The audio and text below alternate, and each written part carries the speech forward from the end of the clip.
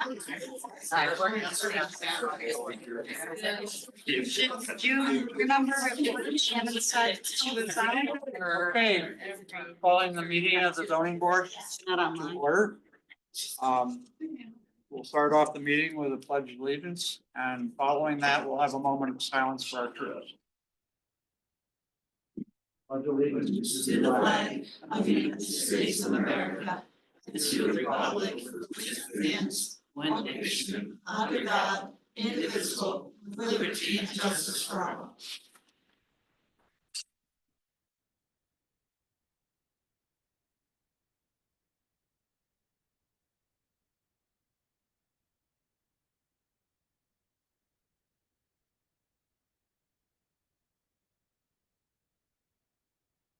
Thank you. Okay, I'm going to start out, go through the procedures that we will follow. We have a somewhat larger crowd than usual tonight, and a long agenda, so I'd like to have things set up so we can move along quickly and everybody will have a chance to get their information to us and we can get as much done as possible. The applicant or their representative will present the reasons for the variance application to the board. After that, the presentation should be less than 10 minutes. There may be some exceptions to that. The board will question the applicant regarding the variance request. After all questions are answered and the applicant has a chance to present his full application, the board will open the floor to members of the audience in the room or on Zoom for their questions. Zoom attendees can indicate their desire to make a comment by alerting the monitor, and they will be unmuted. Audience comments should be directed to the board and not the applicant. Audience comments should be restricted to 5 minutes or less. Repetitive questions or comments are discouraged. After all questions have been answered and the applicant is satisfied with the material presented, the board will close the public hearing. We have 62 days to make a decision, but generally make the decision on the night of the presentation. That might not occur tonight, but we'll see how we go. You're welcome to stay for our deliberations, which will take place after all variance requests have been heard, or you may call Mike Warner in the zoning office tomorrow. Okay, let's get started. Also all phones off, please, and talking only out in the hall. Is there an agenda for the public that we could look at? Mike? It's on the website, you go on with the. Yeah. On the website, go to town of Canada, agendas and. Oh, thank you. Okay, the first is a continued application for Anna Popelka, 5229 Sammy's Way, requesting a variance for a proposed garage attached to the primary structure with a setback variance of 11.2 feet, where 18 feet is proposed, 30 feet is required. A lot coverage variance of 22% for existing conditions, where 42% exists and 20% is happening. Yes. Okay, so here we are again, thank you. So yeah, it's the variance of front setback variance, and then the other one that was mentioned, which was the area variance that came into play after our first meeting, realizing that there was an extra variance that was needed. So here we are, going through that process once again, looking to get votes today, hopefully to close this out and approve a single car garage to be attached to our main dwelling. And yeah, the purpose for this is to just have an extra car space, to have one more car covered, and to have a little bit more fluency in our driveway, because we have 3 young adults at home still. Mike, the change in the lot coverage was 46 or was 42, and this doesn't add in. No, this is. Okay. we did go through the process of talking to neighbors and getting, acknowledgement from them that, verbal authorization and support, making sure that there's no objections, and everyone that we spoke to up until this point consistently are having no objections and are in support. I actually have one more letter because I've had a little bit more time to gather one more, chat with a neighbor. And so, yeah, we're Give that to Mike probably. okay. Absolutely. I'm hoping that Shannon would be here since she wasn't here last time, and Kelly is recused, and there's only three of us, but is there anything further you want Just know back on May 1st, May 2nd, please note that there was the environmental conservation meeting, and through that process, they also just said, that we'd have to pursue that area variance, and there didn't seem to be any kind of we were able to kind of continue this process. We appreciate that. to? All right, awesome. Remaining board have any questions? No, I'll take partial responsibility. I kind of had hoped you would have a full board. Yeah. Especially with a recusal. There's only three of us to vote on this thing, and for your benefit. Yeah. But I can see that's not going to work. Ontario County Planning Board, so. In other words, so it doesn't have to be a super majority. But it would have to be. At least three, all three, you'd have to have unanimous. We'll close the public hearing then. We have 62 days to make a decision. You're welcome to stay around. Okay, It might be a long time, but. I appreciate you all. Yeah. The next one, Shauna Holtz, 3823 County Road 16. This is looking to install a 26 kilowatt hour generator 10 feet from the south property line in the RDL road zoning district. An area variance for setback is required. 2-foot setbacks variance for the generator is needed, where 10 feet is proposed and 12 feet is required. Yes. Hi, good evening. Yes, we're probably gonna be requesting a continuance, but I just would like to comment a little bit on the ECB comments, which weren't available to us at the last meeting. And I also have Dan from Home Power Systems in case you have any technical questions that I might not be capable of answering. I think one of the things you have to understand, my husband and I have been at this property for 40 years this summer. And there were some inaccuracies from our perspective as people who lived there, in terms of suggesting that there were flooding and so forth, which we really have never experienced. It's kind of a unique property. It was actually, I believe, built by the town of Canandaigua for the first fire chief. And it has a poured concrete basement with a ceiling clearance of 7'2". And it is very close to the creek, and we never have had a flood to our experience in 40 years. We've also done some additional expansions where we have crawl spaces that are 4 foot. So that is not an issue that we have experienced. That being said, I read the ECB comments very carefully and several times. And I think it's just kind of important to know that my husband and I love the lake. I was born there, and we would only want to do something that would be beneficial, not only to ourselves, but to the whole community. So in looking at it, I know Mr. Berger had suggested, well, maybe this could be put in between the garage and the road. And we had kind of looked at that in the beginning, but it's a little more complicated, just a little more expensive install and so forth. But we do think that that could be a very viable option.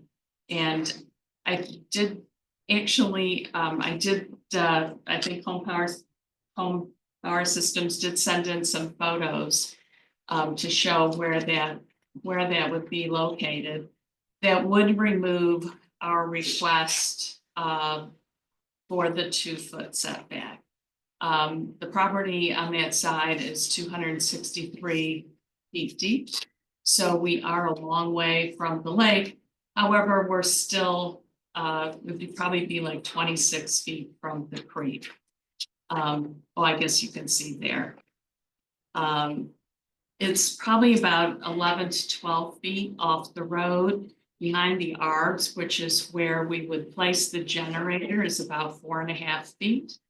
I had suggested, just from a practical standpoint, to elevate it a little, just so we don't have any damage to the unit from snow and so forth. I also noted with the ECB that they, I think it was maybe Mr. Kokesberger had suggested that there might be an alternative with like a battery power option, which I honestly didn't know much about, but I did research that. And in my opinion, that is not as environmentally sound. There'd be a number of solar panels involved, there'd be multiple battery units, which are lithium batteries, which I'm particularly in favor of. And the lifespan is about 5 years versus putting in the generator that we're talking about, that is a natural gas generator, so probably at least 15 years.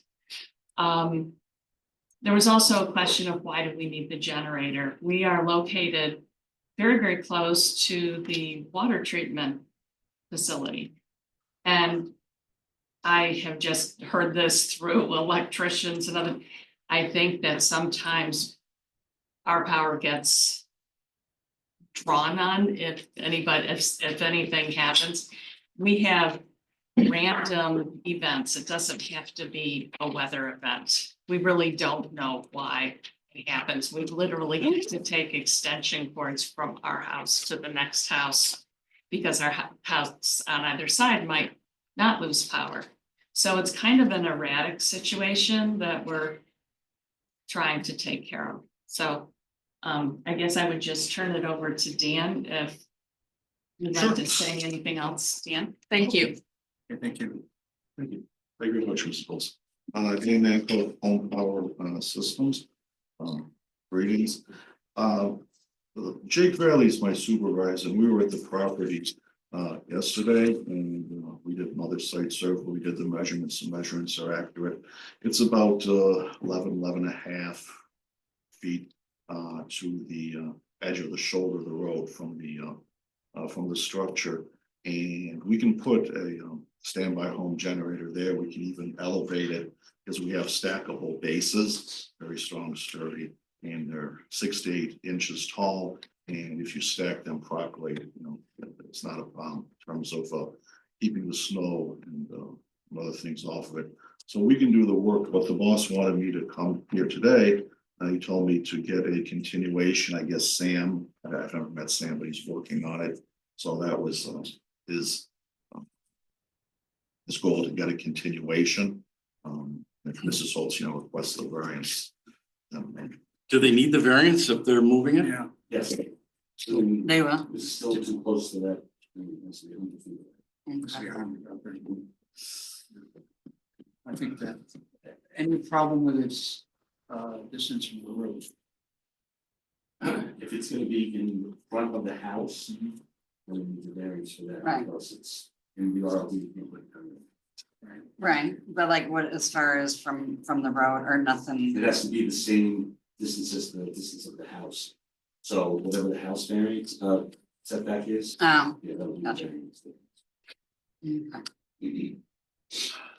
When you say 100 feet from the creek's running straight into the lake, 90 degrees, because somebody straightened it out.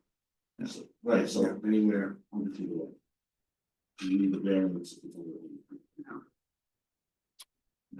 Request for continuation so we can discuss it with Sam further. I think, Okay. I guess, from my standpoint, you have that picture? The one I sent in, let's see. Yeah, this is a picture I took, it's about a month, well, it was after our last meeting.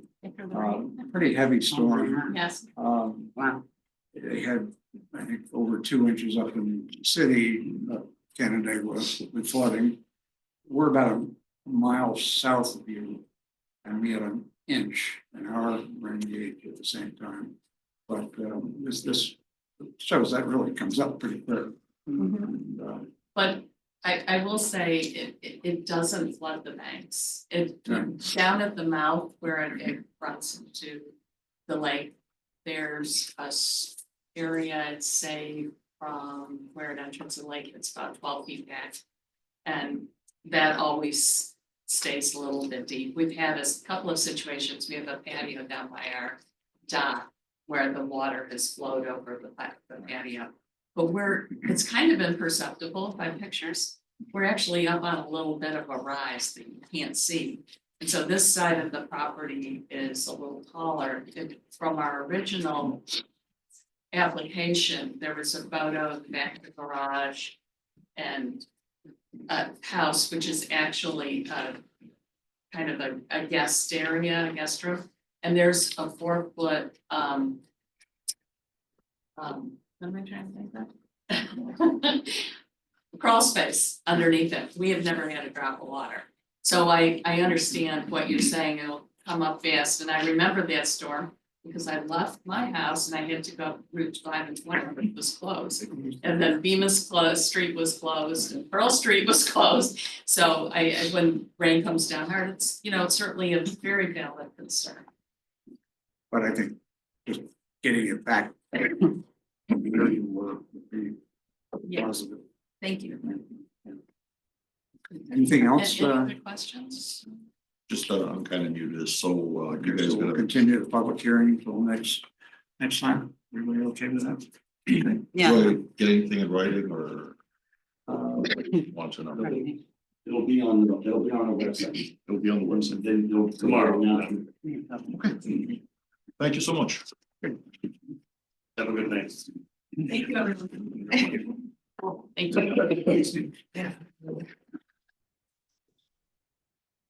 Okay, next one is Kathleen Rogers, 3905 Middle Cheshire Road.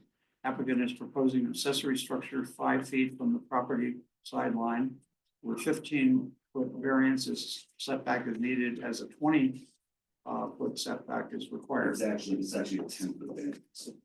There was a mistake. So she's putting it 5 feet from the property line. It's a 15-foot setback. She needs 10-foot variance. So that's different than what we looked at. Okay. Oh, Mike, it isn't a problem if it's smaller. right, okay, so it'd be smaller. It's smaller. Okay. Yes. So I'm proposing to put it, it doesn't show up there, but there's another picture where the shed, I would like the shed to go. I preferred it to be on that side because I have a leach field on the left and I'm bordered with two other neighbors, so their backyard and my backyard are on the two sides. So this is the side that's facing the green space.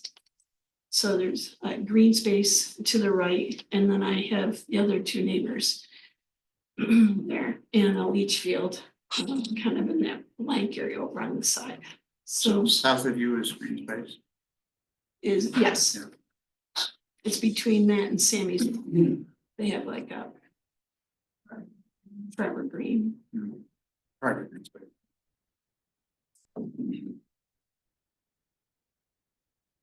Any place else you could shift it a bit to decrease the variance? The leach field would certainly, I'll be. Right. I don't think you can see it very well, but there's trees, right where the numbers are 800. There's two trees there, a tree, but the one tree that is why the 5 foot is an ash tree that's dead. So that tree needs to come down, and then that leaves that spot right there. Whereas the rest of it is hedgerow, so no one can see, the property, which kind of hides it a little bit. So it wouldn't be quite so, You know, like if I put it on the back, it would be in there, they would just automatically always see the back, and if I put it on the other side. That's, they're, you know, part of the, it's all green space between both of us. I can show the. Take it away a little bit so we can go where the other houses. Zoom out. Yeah. Okay.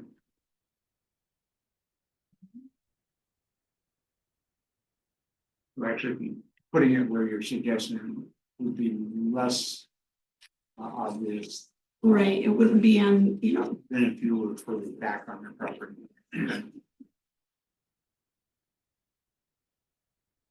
Did you say the size of the shed was again? oh, it's a 10 by 14. I think I. Let's see what it looks like.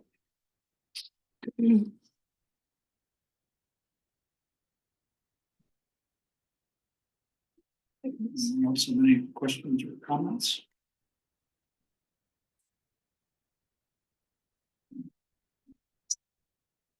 Are you comfortable with what you presented? Yes. Is there anyone in the audience that has any questions or comments? Online. We're gonna just ask one quick question. If the shed was moved and and you didn't need this big of a variance, you're not in the leach field yet, right? Correct. Okay.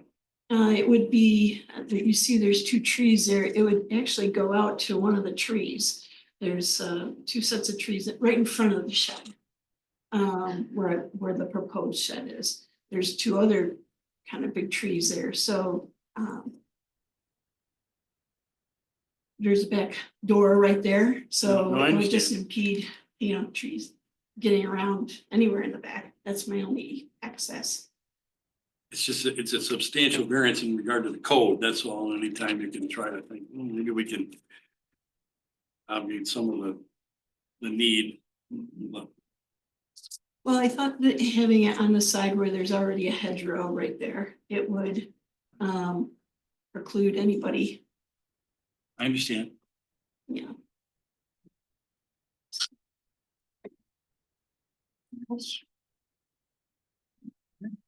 Thank you very We'll much. go ahead and we'll close the public hearing. We have 62 days to make a decision.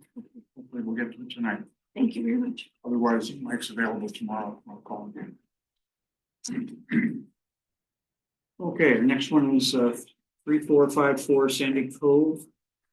Applicant is seeking variances associated with site plan for expansion of a single family home in the RLD. Proposed lot coverage variance of 10.63% needed, as 35.63 is proposed and 25% is the maximum. The building coverage variance of 5.95% is needed, where 20.95% is proposed and 15% is maximum. All right, good evening, everyone. My name is Tony Quintera. I'm the senior project manager with Mahar Engineering associated with this project on Sandy Cove, representing the applicant Carl Smith, who's with us tonight. Just want to give a brief description regarding the property and talk about the context of our variance request before turning the discussion over to you and others who may have commented. So the lot itself is bisected by private driveway ways that centrally run north to south across the lot. Specifically Sandy Beach Drive, as well as along the northern property line, which is Poplar Beach Road. Property is zoned RLD. It's on the order of about 25,000 square feet overall when you exclude the areas of those private drives. Ultimately tonight, we're no longer pursuing a variance for lot coverage. Our original layout, which had focused on a deck addition and expansion that was largely in the position of an existing deck footprint. And all of this to accommodate a hot tub. Had received feedback from ECB, Code Enforcement Office with the town, and also the advisory report from the planning board that suggested that looking at alternatives to reduce the impacts to lot coverage as well as to other existing site features like the existing maple tree, as the ECB had raised that concern.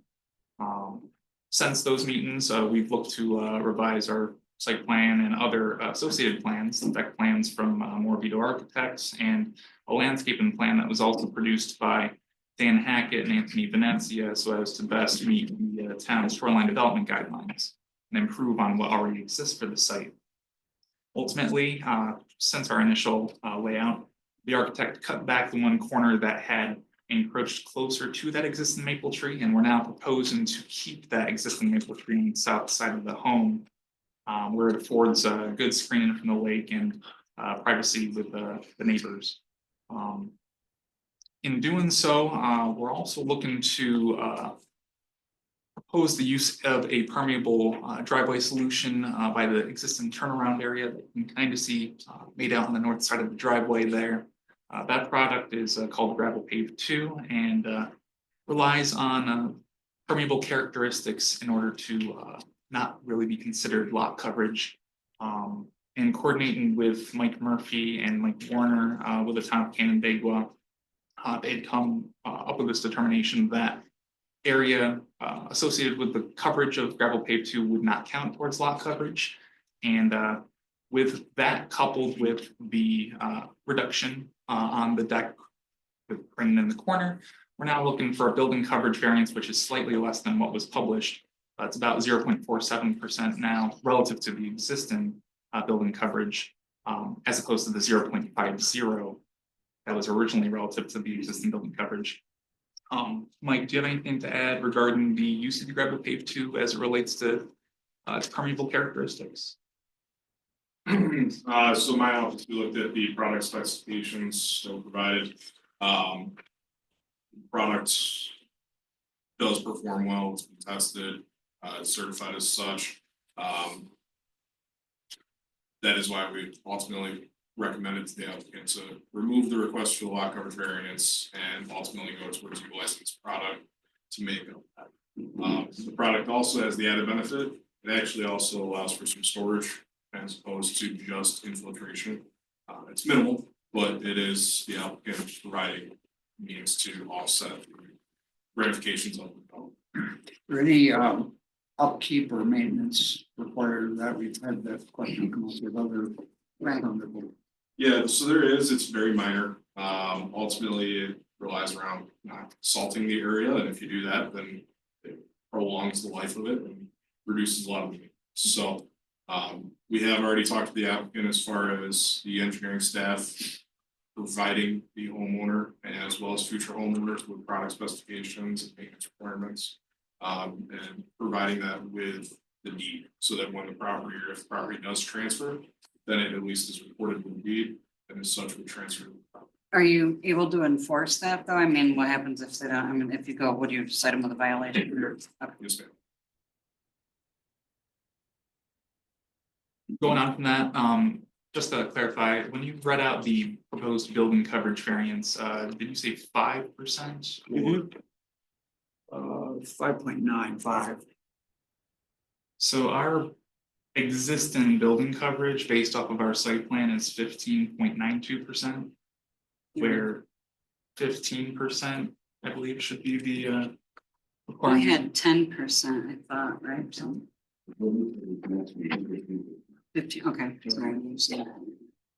And what's your, yeah, because you're 20.95% is what you were requesting previously.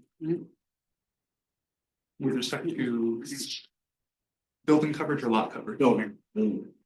So building coverage, we had, I mean, ultimately I can share the layout I have printed here, or we brought up the project minute, but 10.53 needed for. Let's go to the, let's go Building to coverage variance the of 5.9. zoning law determination. Find that, find out what Yeah, right here. what the rules are. Okay. Hey, Mike, so let's do this now. Yeah, Mike Clover, you should showing you the incentive, modified plans. So it is going up from existing 2023 to new 2021. That's why it is. The requirements. 0.05. 0.5. It's a 0.5 increase over what they submitted. Originally. So you, sorry. Okay, It's a 0.5 increase over Increase? what they originally submitted. No, it's actually. Decrease. Sorry. Yeah. Sorry, yeah. That's what I, It would have to be a decrease or. goes from them, Chris. Do you have a drawing of the new plans? As far as deck plans, they were uploaded to Cloud Permit earlier today. Same with the landscaping plan just before the meeting. With the site layout, I do have that here if you'd like to take a look.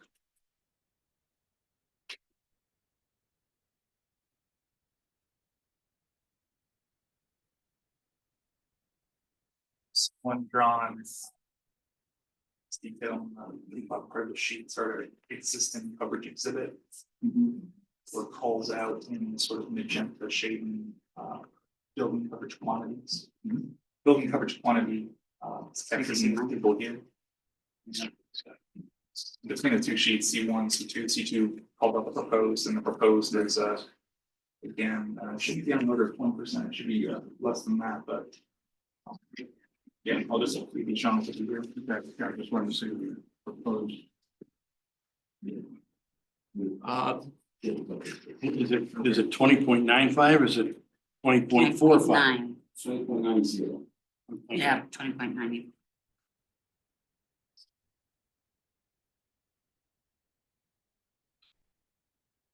You have that one with the deck to be as proposed.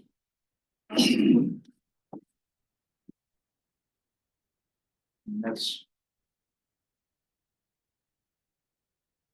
what we had before, correct? This is the update. That's proposed deck within setbacks, finished floor elevation match existing deck. With proposed 0.5 feet max height, privacy fence. You know, this proposed 5 feet max height, privacy fence surrounding that. But that one's got the tulip tree and not the. The maple. tulip tree, the purpose of the tulip tree is that it would only be planted in the event that the maple tree were to. Right, Be removed as a construction. okay, so the new plan, Looks to keep the existing maple tree. never keep the maple.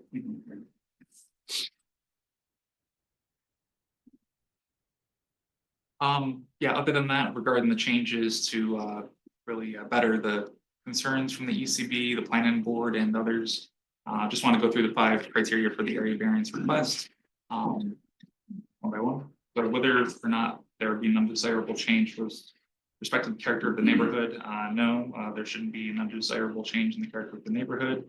Requested variance is comparable to previously granted variances for similarly zoned property. Any additional drainage from this deck addition will be directed towards the existing side yard swale or landscaped area before making its way towards the lake. Whether or not the benefit sought can be achieved by some other method feasible for the applicant to pursue. No, ultimately, the proposed deck addition looks to add a hot tub use for the owners, such that the footprint is greater than or what already exists, and removal of building coverage elsewhere on site is not feasible, as that would entail the removal of either the house or the existing detached garage. Whether the requested area variance is substantial, no, it should not be, considering the examples that we provided previously in our 5-question response. Whether or not there would be any negative impact of physical or environmental conditions in the neighborhood or district. No, the proposed variance would not have an adverse effect or impact on those conditions as discussed previously. Additional drainage from the deck addition would be appropriately directed to the side yard swale. Whether the alleged difficulty was self-created, yes, ultimately the alleged difficulty was self-created and expanding the deck to be able to accommodate the hot tub use. At this point, I'd like to just turn the discussion over to Carl, the applicant, in case you have any additions that you'd like to add, or if not, turn it back over to the ZBA. Yeah, well, I'm new to this process, so I apologize, but I guess I feel this process has been kind of like a marriage. I said what I wanted, and now everything's been compromised, but I think.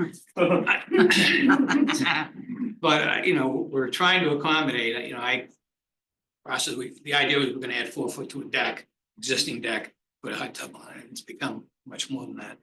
But at each step, and I appreciate the thoroughness of not only this board, but all the others, and the amount of time that's spent on this is incredible. but there's been legitimate concerns and we've reduced the size of the deck, we've pointed the deck, we're trying to save the tree, we're taking part of the driveway out. There have been some suggestions by the environmental board about putting the hot tub somewhere else, but such as the patio, but one thing that doesn't show is that there is a built-in fire pit on the patio, and it would be very difficult to block the view from the lake if it was up there, plus it would be right outside the kitchen window, which would scare anybody in our house if they were getting it. So anyway, I just wanted to thank the board and everybody who's been involved, how much time we put in this. We're trying to do the right thing. Obviously, we're trying to expand the deck a little bit to accommodate. We have been, I think, shown good faith to address the needs. So, thank you. As you know, that is a very difficult area. Right. It's a whole neighborhood. is down. Yeah, I didn't know. I just looked down the street and everybody's got a lot of lot coverage. Right. So Yeah, like a house next to it. it's been a learning process for sure. Thank you. Thank you. Anybody else have any questions? You guys. Jason, are you rolling down there? You can slide over. I'm good. You good? You're good? Yeah. Is there anyone in the audience who has any comments? Here or at home?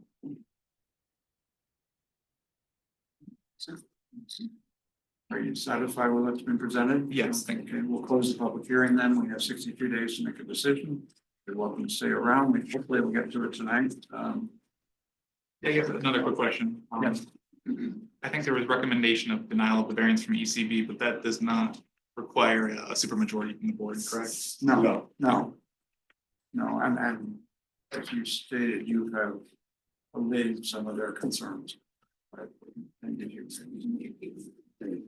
Oh, we need that. Okay, the next one is 4651 State Route 21 South, Daniel Richter. Applicant is seeking a variance associated with a proposed minor subdivision in the RR3 zoning district. A 191.53 foot variance is required, as the applicant's proposing a lot width of 33 feet when 225 feet is required. I'm asking a lot, aren't I? Yeah, right. What we're looking for is it's a flag lot right next to our current property. And what we want to do is to build it up, put a driveway in and have a garden and maybe a little outhouse where we can hang out when we retire and have a place out in nature, and sell our existing property. We don't plan on living on it or building anything big at all. Mostly just have a couple of gardens, flowers for bird watchers and butterfly watchers and stuff. Just looking for a place when we buy a place in town, we can go and hang out. We get along with all the neighbors. It's just a nice area. We've gotten letters from all the neighbors except for one that they're okay with it. They like the idea. A couple of them are a little jealous of it. The only one we didn't get a letter from is a lady that was taken ill and she doesn't live there. She's selling the house. I don't know what else to say. Which is your place? Long skin, yep, that one. Okay, that one. But we plan on selling that 3 to 5 years from now. Getting older, it's too much.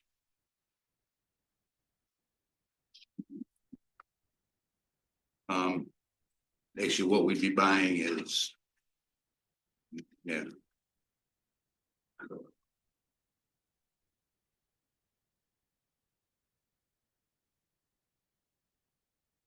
And the lady, Robin Zach, we'd be buying it from. Eventually, she wants to sell another 4 or 5 acres, and that would go from like that left line all the way up to 21. She would give us first dibs on that. Make it. So which parcel is the one, that one, right? Mhm. Okay. And that's already like that now, the parcel. No, this is a site plan. Oh, it's okay. But her property No. now, This is survey It's, for the subdivision. This is what they're proposing, okay. yeah, and this is the variance they need. But is the existing lot, Yeah. It looks just like this. what's in red? Oh, okay, Yeah, so, it does have access on both of them. oh, okay, It's just Two frontage. got it. How much on the, on 21 is it? No, just. No, I meant how much footage on 21? Several hundred feet. Yeah, like a lot. But that's not part of this proposal yet. No, she Right. doesn't want to sell it quite yet.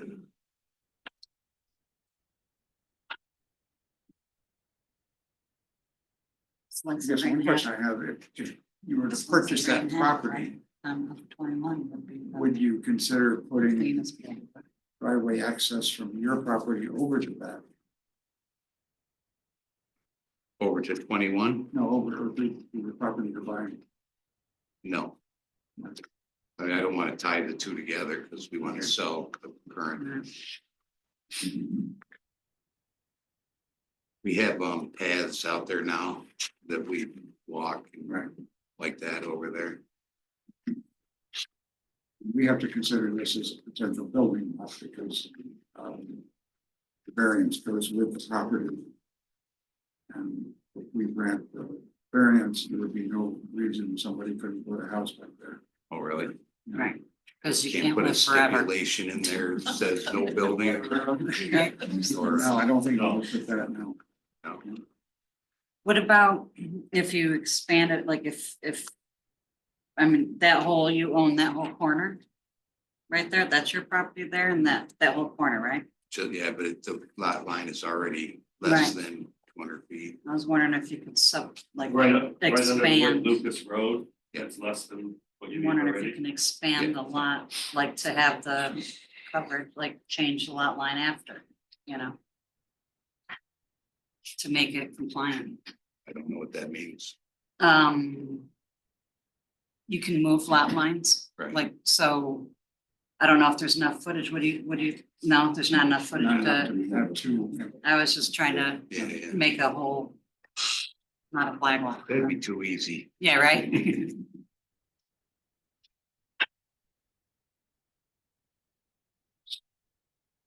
And it's wetlands, so they wouldn't, like the DEC, they Okay. wouldn't let me build anything there anyways, I'm sure. That, where, the whole thing, like, No, just that area, okay. yeah, right about where the arrow is. Okay. Go back to the survey. Oh, I got it. Almost the whole thing, actually. That does make a big difference. You wouldn't be able to build anything on that lot ever anyway, right, unless it dried out. That'd be correct. They could not build on that. Not with the wetlands. Even over on the No, west, you put something where it's that too, right? Yeah. they could put a driveway all through there. Right, yeah, if they're going to do it, right, yeah.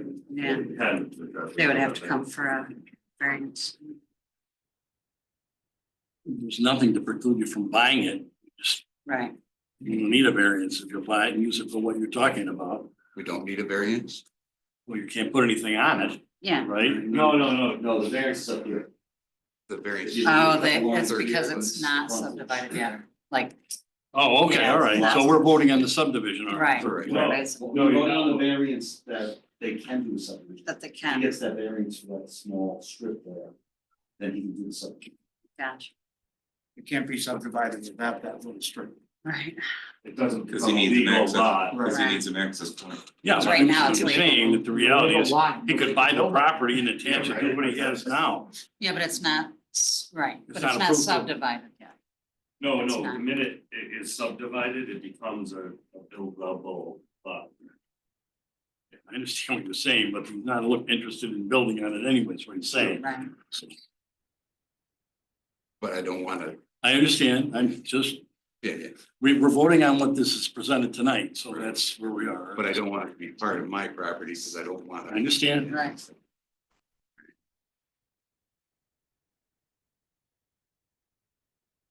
Other questions?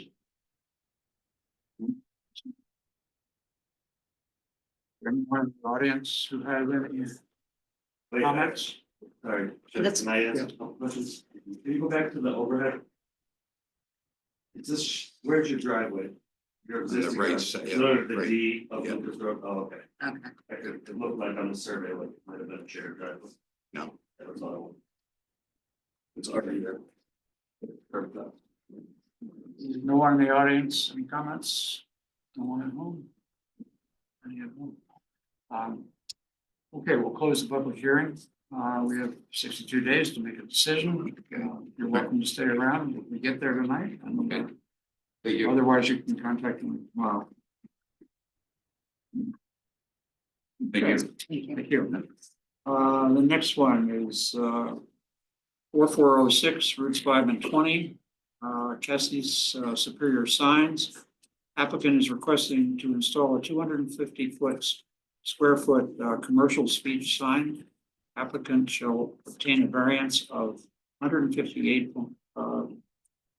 plus feet for the sign area, where 91 square feet are allowed, 250 feet is proposed.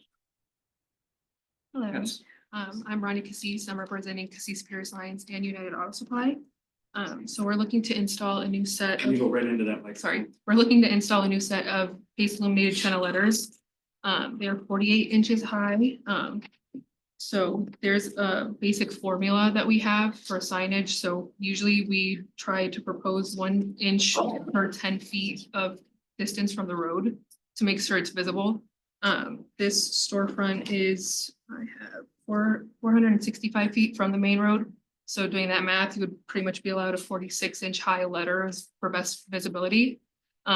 We've done a few locations. We've done about 16 locations and their standard sizes go from 36 to 48. So we went with a 48-inch high option. They don't have a roadway signage, so this is the only signage they have for that location. So they were looking to install that set for maximum visibility from the road.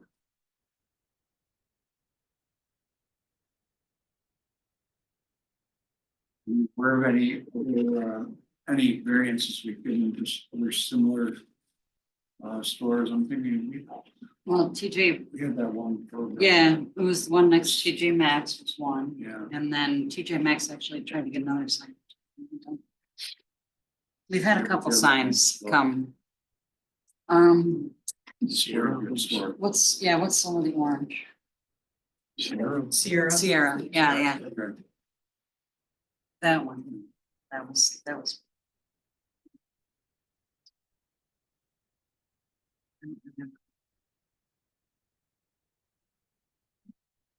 How wide is your store gonna be? Is it just that?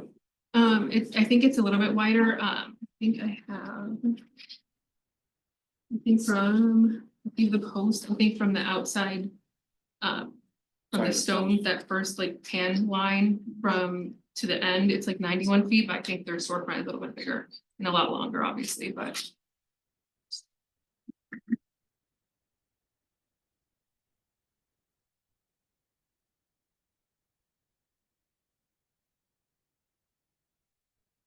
It's quite a ways up, so that's. Yeah. Is it much further than the other plaza though?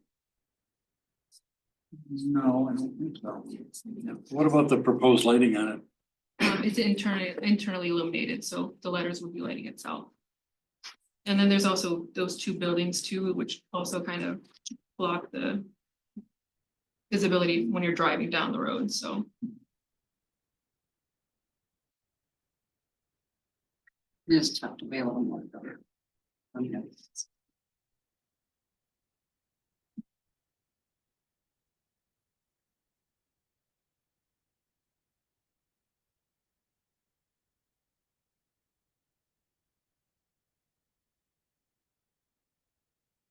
If you lose that much by making them somewhat smaller, it'll be a large. I mean, if we do make it smaller, we It's a go down large to variance, 36, so. Because we make them standard, so if we have any extra parts, we just make a standard set, so if they need a replacement, you just have to replace it, so that's kind of why we jump from 36 to 48. So if we go down to 36, it makes it a lot harder to see from the main road, which is why we make it that big, just to avoid any, since it's the main road, people go pretty fast, just to avoid any, issues with safety. only supposed, where is it? It's only supposed to be like 40 through there, right? And at 40 I'm not down sure that off the top of my head. section. Supposed to be, and as I said, supposed to be. Supposed to be. I remember what sign was up there before. Does anybody remember? Yeah. Which one is the store? Where is it? This is. Well, I mean, that was big lots there, Yeah. right? And then Dunn Tire was on the. There's been a lot of different. Which one is it? It's what? Okay. Oh, okay. I don't recall if there's, I recall it was more of a block. Yeah, Signs. I remember seeing. this block.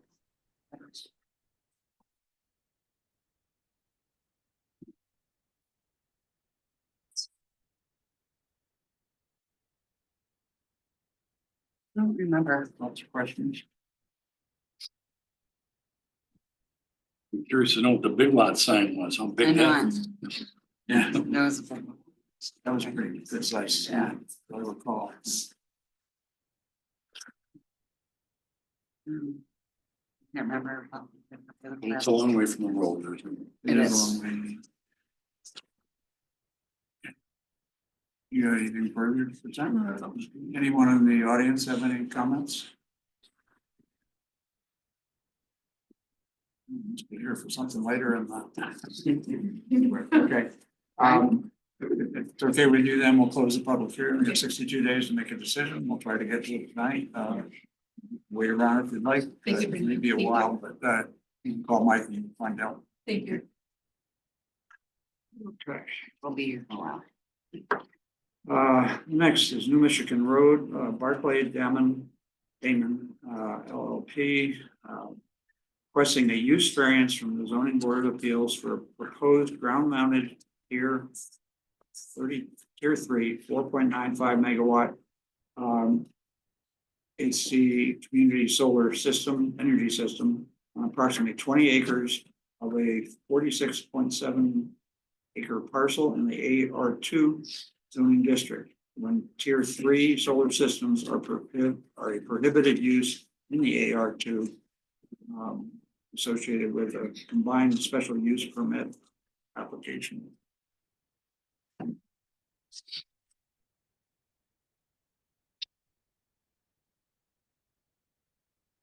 Thank you so much. Great to see you again tonight. We do have a PowerPoint uploaded to our workspace for the evening. I uploaded it this morning.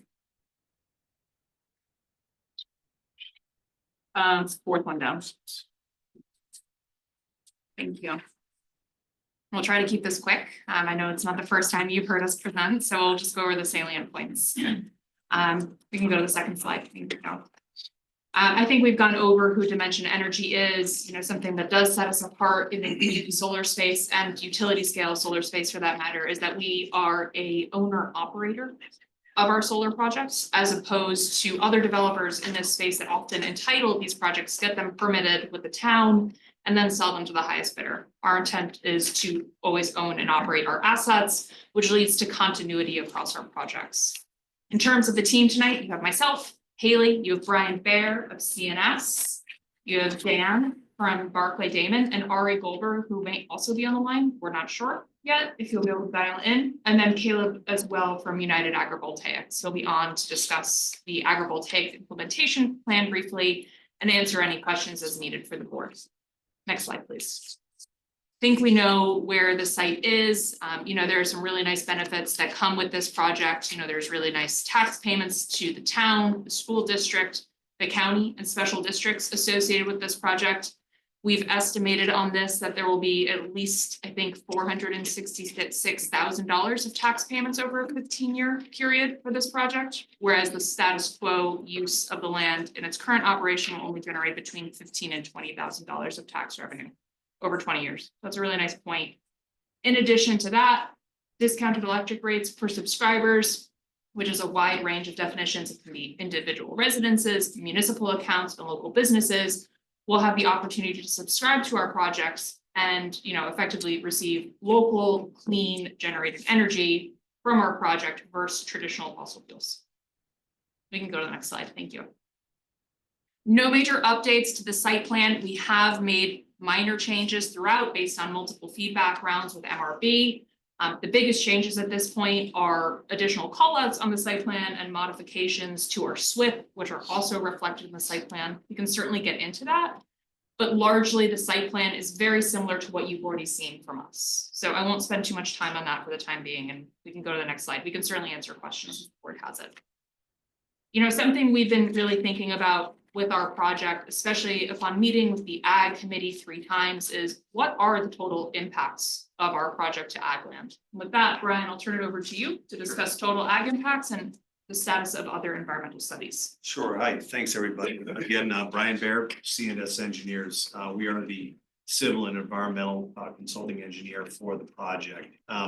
As Haley mentioned, we've heard a lot of feedback about concerns for lots of agricultural properties within the town. And so we've just taken a look to see, based on available GIS reference mapping, you know, what this loss actually means for the town. And so we have a 25.1 acre limits of disturbance for the property. If we use the agricultural property class code information that's based on tax mapping, we see that there's about 11,000 acres of that specific property class within the town, 150,000 acres of that property class within Ontario County. And so the overall loss of agricultural land within the town, based on this particular application, will be 0.23%. That's 0.23%, and within the county, it's 0.02% loss. The National Land Cover data set is another GIS mapping set of information that we can use. It covers everything from the amount of forested land, urban environments, et cetera. When we look at the NLCD relative to those lands that are identified as agricultural within the town, we see that NLCD indicates about 20,000 acres of agricultural lands within the town, and within the county about 192,000 acres, right? So that loss for the county is about 0.13%, whereas in the county it's 0.01%. So obviously we didn't go and map you know, everything. These are based on available reference mapping. The answer may be somewhere in between, but we just wanted to identify that realistically within the town and in the county, the loss of 25.14 acres based on what's available, based on what's mapped, it's a relatively minor loss of agricultural lands. CNS has also worked on a number of things on behalf of Dimension.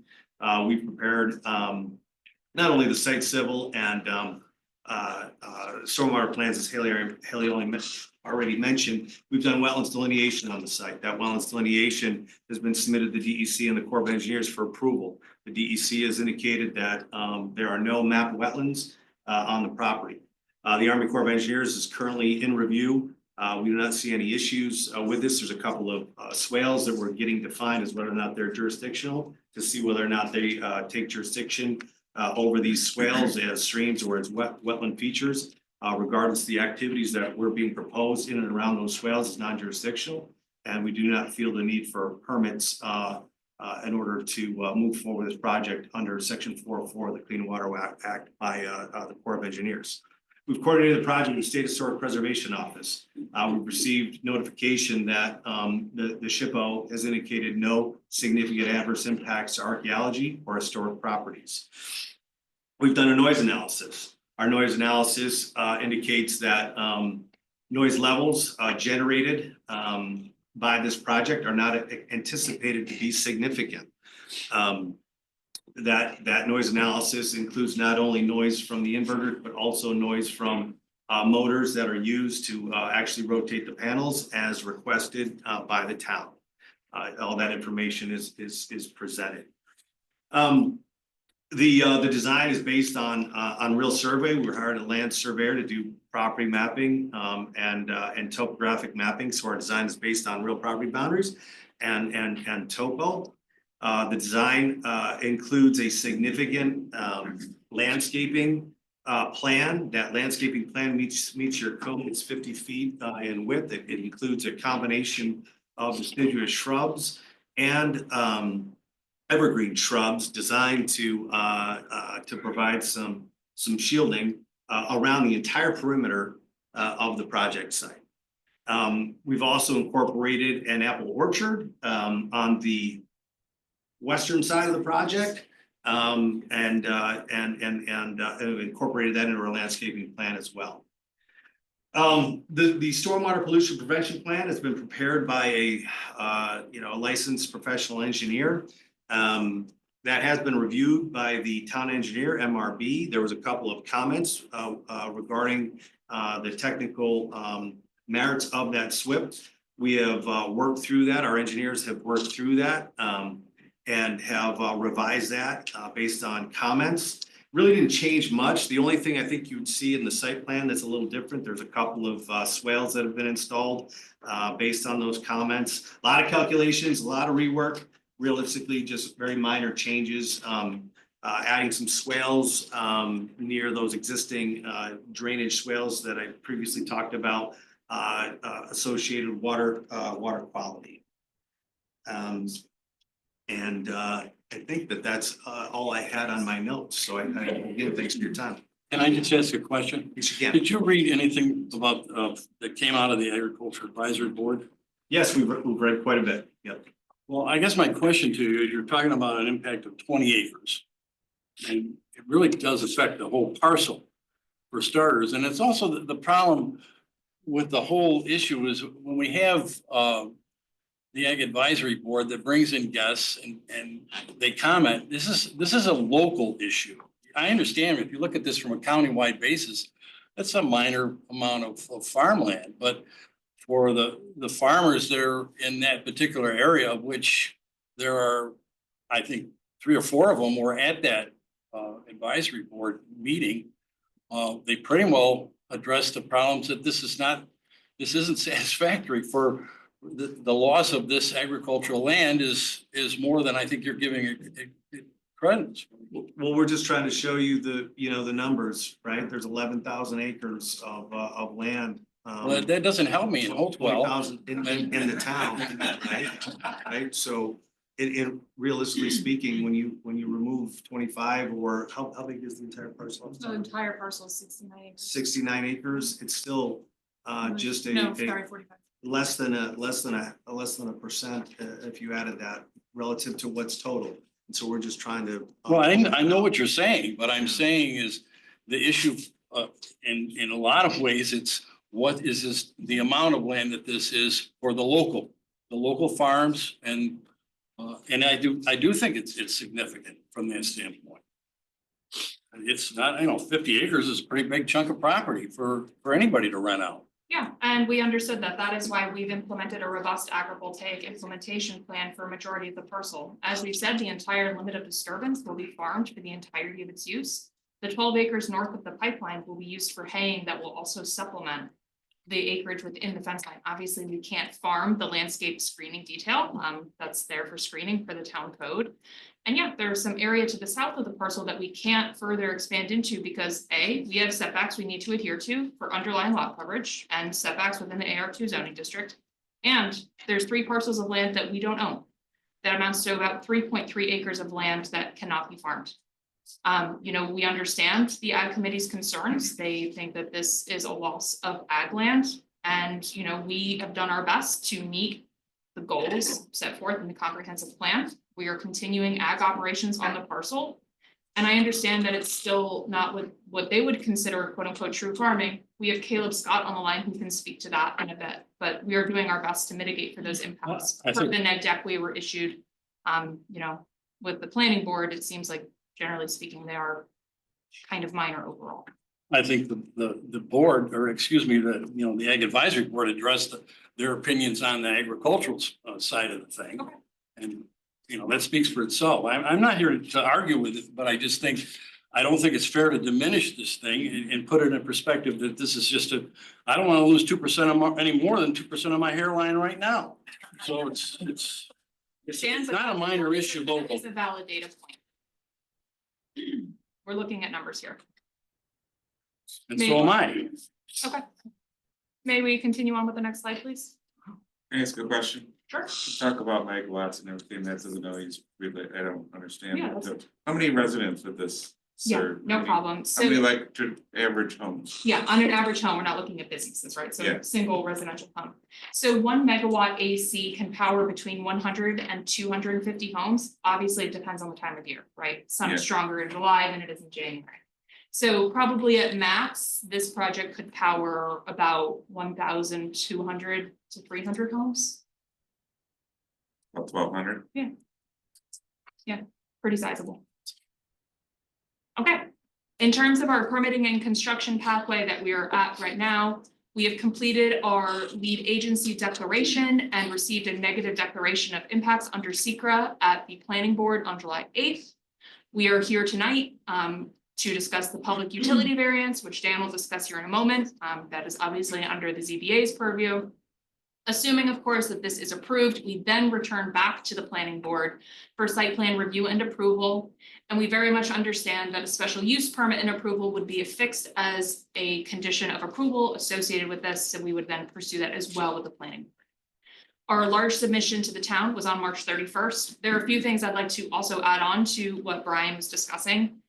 So under the noise assessment we've prepared, we've shown that at worst case scenario, the project is essentially in line with ambient noise levels, generally below 45 dBA at property lines, very quiet.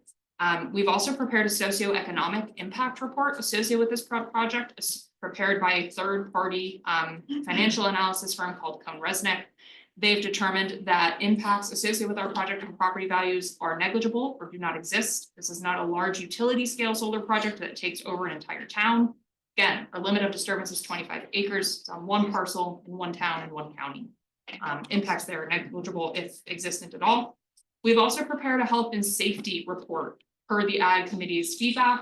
They were concerned about PFAS or other chemicals leaching into the soil. Based on a third-party report, obviously we didn't prepare that. There are not concerns there. And we also have a guarantee from our panel manufacturer that PFAS are not included in the manufacturing of our solar panels. All of these are uploaded to both of our spaces on Cloud Permit for review. In addition, we're also proceeding quite nicely through the Ag and Markets notice of intent form process. We've answered all of their questions to date. They've been satisfied with the responses, and we are now within our 45-day review window for our notice of intent with that agency to undertake an action in Farmland. Next slide, please. With that, I'm going to turn it over to Dan to discuss the public utility variance. Thanks, Haley. Dan Kraskowski with Parkway Damon. Now you spoke with my colleague Ari Goldberg before. I think you ran through this. I'll try to do a better job than Ari.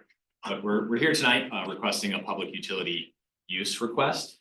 So normally, you've heard and seen requests for use variance where applicants have to prove unnecessary hardship, and that's a four-part test. However, in this instance, we have the public utility test. This is a different test. As you can see, there are two elements here in front of you, requiring applicants to demonstrate that the relief is a public necessity required to render safe and adequate service, and that there are compelling reasons, economic or otherwise, that make it feasible to seek that variance than to seek alternative locations. So in New York State, case law has established that solar energy projects like ours are considered public utilities that are subject to this test when requesting this use variance. So applying that PUV standard here, the electricity generated by our project provides that essential service, electric service. You've heard about the amount of homes that it could power if allowed to be installed here. However, according to town zoning, it's prohibited at the property. Therefore, we're seeking this request in front of you. So as for the first factor here, the public necessity that's required to render safe and adequate service, we do believe that we meet that. The solar array is necessary if some are aware of the Climate Leadership and Community Protection Act, or the CLCPA for short. This is a New York State law that requires electricity generation to move towards renewable generation. There are guidelines and mandates in that law. It's state law. This is across the state. By 2030, 6,000 megawatts of solar need to be installed, and that increases over time as we move towards a more renewable generation and renewable state. On top of that, we also just provide service in general, electricity that is essential to the state outside of if you care about renewables or don't care about renewables. If you're aware of the New York State Independent System Operator, or NYISO, they oversee New York's electric grid. Within the past 2 to 3 months, they've released their Gold Book report for the year, which is calling for generation to come online due to electrification Across the state, you're seeing more electric cars, you're seeing buildings electrified because it's more efficient. However, that pulls electricity from the grid. So there are concerns going forward that we really do need generation, distributed generation across the state, along with other types of generation, in order to meet these loads that are coming down. So we believe that first factor, the public necessity factor, we meet. As to the second factor, the compelling reasons, economic or otherwise, there are many reasons here. The first I will mention is community intrusion, which we've kind of touched on. We do believe that's minimal. As mentioned, we were in front of the planning board, it has issued that neg deck. We also have no contamination history on site, no unique geological fixtures, not in a floodplain. We comply with all setbacks, and we're able to connect into the distribution line in a very short distance. And as I'll run through here in a minute, that is unique. And that kind of speaks to a large reason here that we're here is the lack of existing viable alternatives. So some people say, oh, why don't you just put the solar somewhere else? You know, we don't want it here, we want it somewhere else. It's extremely hard to site solar for a variety of reasons. The main one being these distribution lines here, RG&E. The property here is near to the required 3-phase distribution line and substation that has capacity to host us, so that they can take on our energy. There are many lines that are too old or are full, or that would require, you know, exorbitant amounts of money to upgrade all. Here, we found a line that could host us, and we'll be paying for some upgrades where normally consumers, members of the town, would pay for those upgrades. So we also contribute to grid resiliency. So if you can go to the next slide, I'll just walk you through how we came to this site and why we're not finding viable alternatives within the town. So as you can see on the map, we first identified parcels of land that can site a solar array for distributed generation. That generally requires 20 acres or more.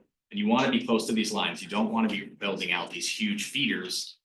Generally, they're not allowed in towns and they're extremely expensive. So you need to be within about 0.1 miles of an open RG&E line. We found within the town, as you can see the purple line running here, we had 104 parcels. So already not a lot. If you go to the next slide, then we have to look at a variety of site factors. You know, steep slopes, as Brian discussed, wetlands, gas pipelines, things that would not allow you to site solar or allow you to site solar, you know, across the site. Now we're down to 74. So they've eliminated, you can see the yellow. We're just moving along how we've gone through to reach this site. So on the next slide, we have to consider, you know, parcels outside of the town. Those are in red. So now if you can see the town highlight, we have these yellow open RG&E capacity on these lines to host us. So we have this area of the town where we're available. You can move to the next slide. Thank you. We then look at wetlands data. For those that are aware, New York State wetlands law changed this year. There are wetlands across New York State, and wetland disturbance is not something anyone wants. And it also just prohibits you from siting solar. So when we took into account that data, we're down to 49 parcels. You go to the next slide. Stop there. Yep. Where did you get that wetland data? Is that the updated New York State DEC potential wetland areas? Right, which is not, I mean, as Brian mentioned, it's not, as the maps are no longer jurisdictional. You do have to request an official JD, but this is pulling from their informational maps, yeah. Okay, did you conduct wetland delineations on any of the parcels? We conducted it on our parcel, yes. We conducted them on another parcel as well and found that they were too prohibitive. There were wetlands likely, and I think we actually got a DEC jurisdictional determination on another parcel.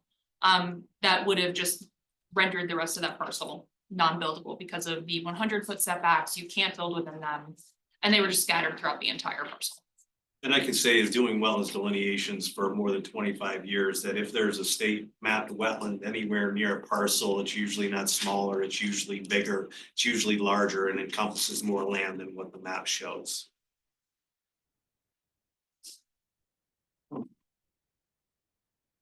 Okay, so now we're at 49 parcels through the site selection. And then we looked at what is in the industrial zone, which is where solar is permitted by special use. There are 2 parcels remaining that would be able to have solar in the industrial zone. And as you can see, they're next to the airport. This is a problem for solar. You need FAA clearance to make this happen, generally frowned upon, generally not allowed due to glare issues for incoming and departing flights. One of those also is irregularly shaped, kind of made it hard to site it, and was recently proposed for self-storage. There would be a lot of tree clearing involved, and the other parcel is owned by the town. So with that, you know, we're to 47 parcels that are in the agricultural, rural, residential zone where solar is not allowed, hence our request. Of those 47 parcels, we then sent out, you can go to the next slide as well. we then sent out requests. The last part, and sometimes a very difficult part, is you need a willing landowner to host your solar array. Some people aren't interested in it, some people don't, for a variety of reasons, want to have it. You have cold callers, people don't respond to mail. But Ms. Taylor was interested, and that's what started this project. So with that, that's kind of, I just wanted to run through how we reached here, and in terms of that alternatives analysis, why we're making this request to you all for the use to be allowed here versus go site somewhere else. With that, I'll turn it over to Haley, and we have Caleb Scott on the line to discuss the agrovoltaics plan. I'm happy to answer any questions. Thank you, Dan. I won't tell Ari, but you did better. We can go to the next slide. Okay, before Caleb begins, I will note that we also have our landowner here. When this is open for public comment, they will also speak to the project. I'm sure there are plenty of people here to speak to the project.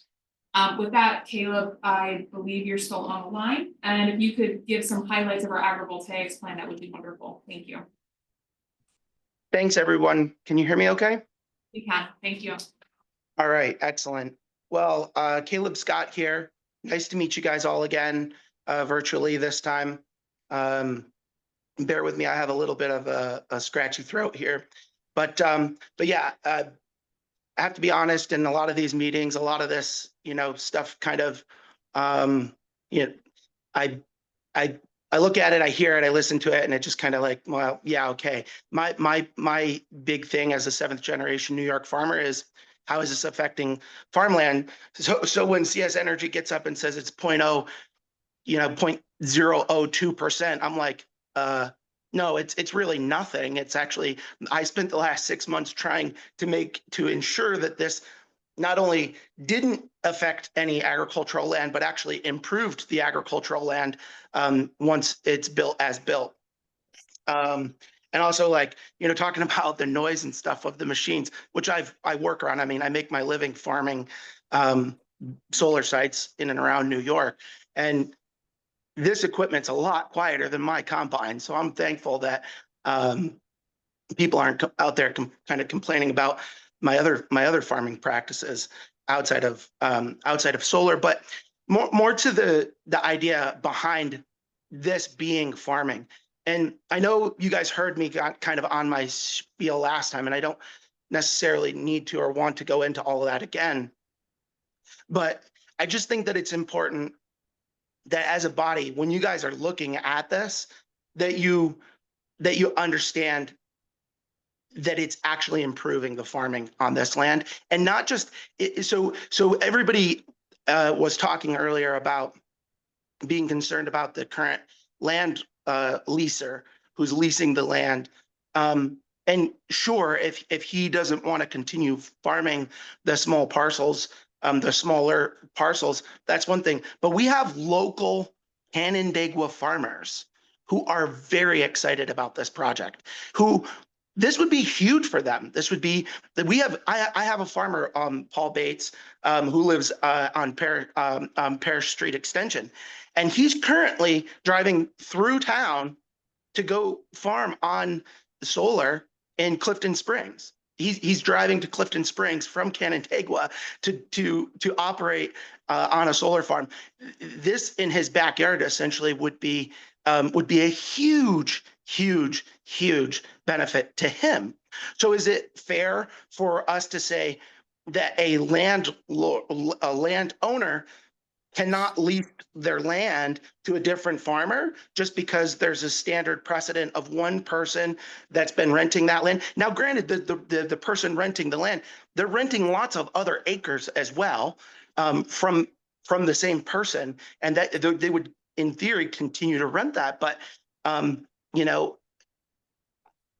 an American, I'm like, don't tell me as a landowner who I can and can't rent my land to, from a farming standpoint. So I want to just take the solar off the table and say, look, there's a local shepherd who will come onto this land, and the revenue generated from the farming on that land will be, at minimum 3 times, at maximum 10 times the productivity for the farm value, not just all solar aside. I mean, that's taking this this land that's being currently hayed and producing food from that the farm revenue, the value is much greater.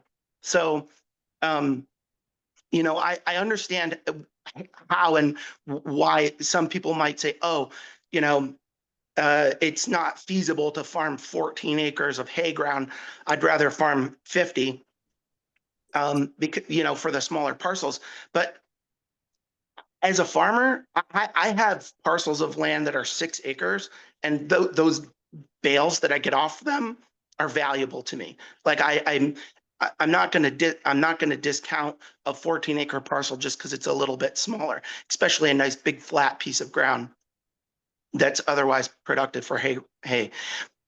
But here's the other reality: if they don't want to farm that, there are other farmers who do, and it's not. And I know these farmers personally, and I've worked with them.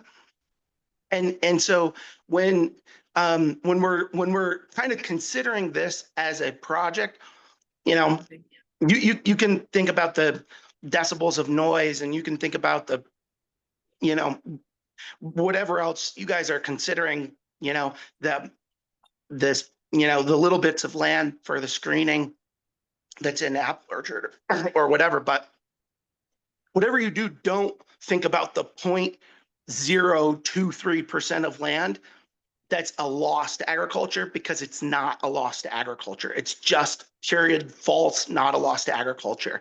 It is actually an increased agriculture. And if you were to take that and take that percentage and increase it by 3 or 15%, then that's just a net increase for agriculture for the town of Canandaigua. And it's a net increase for revenue for a farmer in the town of Canandaigua. Thank you, Caleb. Yeah, and noting we won't be claiming tax exemptions for our ag operations on the parcel either. Okay, with that wraps our presentation. Hang on. Sure. Said earlier, just want to be clear. Mhm. You won't be claiming ag exemptions. And I asked Yeah, about that. yeah. Out of curiosity, you're not going to be claiming solar exemptions either, right? There are no, I mean, we would be entering either into a payment in lieu of taxes agreement with 3 entities, or we would, you know, mention that our project would be taxed under the standard assessment model for projects. So, I mean, we'd be paying taxes. We're not claiming an exemption to that. This one. Yeah, oh yeah, no, of course. Confirm that. Yeah. With that wraps our presentation. Thank you for your patience in listening to this. Obviously, we are here tonight for a use variance under the public utility variance, which is different than the use criteria for a standard use variance. So thank you for your time and consideration. I guess I'd have a question. Sure. Any of the new federal government issues about renewable energy, does that have any effect on this over the next? Not on this project per se, but it would impact our future market decisions in the state of New York and elsewhere. You know, we are obviously evaluating the big beautiful bill and what that means for solar.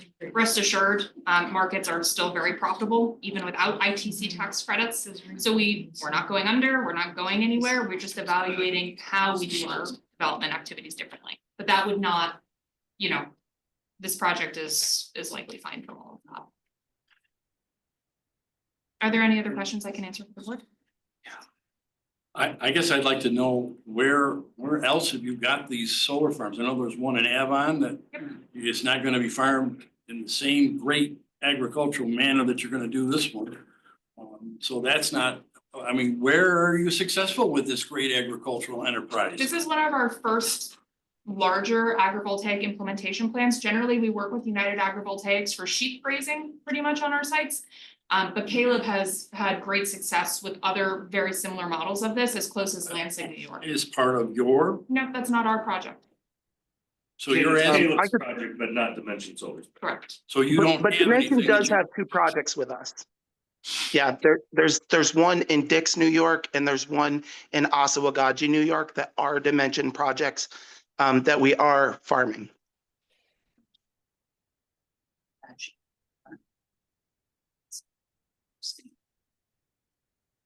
Actually, it'd be helpful actually to know where those are. Yeah, I can get the addresses for the Dixon Os. No, not these sites. Well,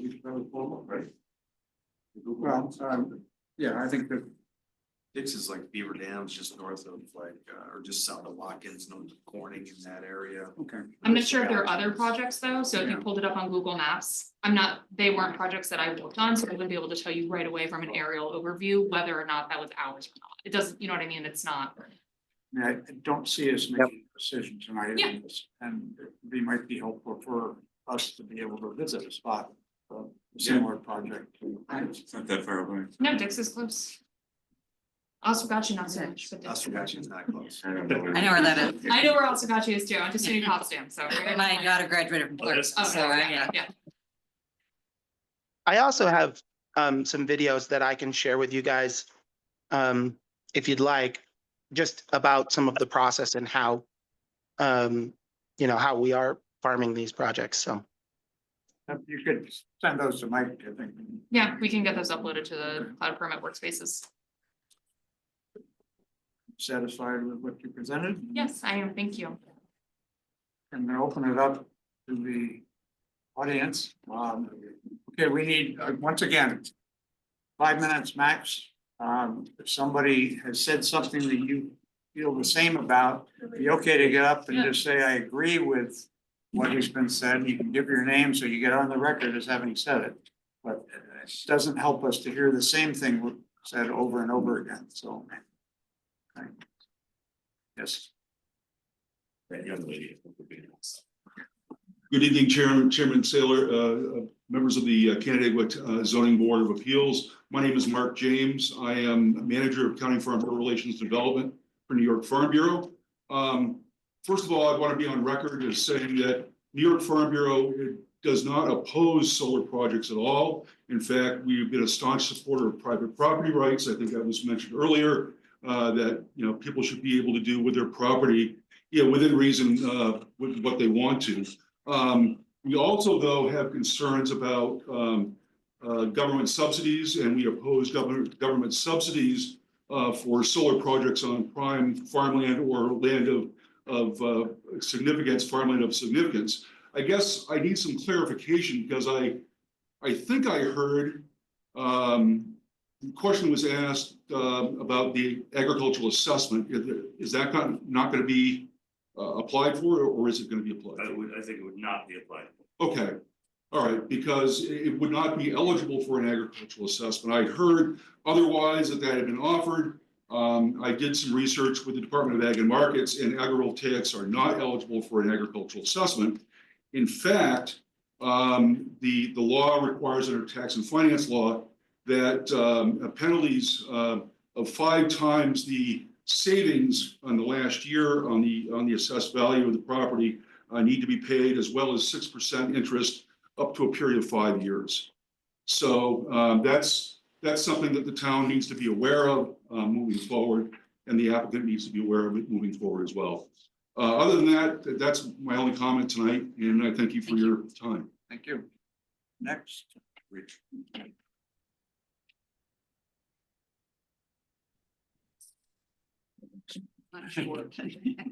I'm Edith Davy. I live on New Michigan Road. And I am a farmer. I have been a farmer for half my life before I moved to New York. And the first thing I noticed here was that the farms are so fragmented. Everyone is farming behind the row of houses. And it is impossible to farm where you have a little patch here, a little patch there, a little patch someplace else. 20 acres is not a farm. And it's in fact, a patch. And if you enjoy following farm implements down the road, you would get a lot more of that if you're looking at 20-acre parcels. As you know, farm community cost of services analyses say that farmland is really the most economical and contributive factor to town property taxes.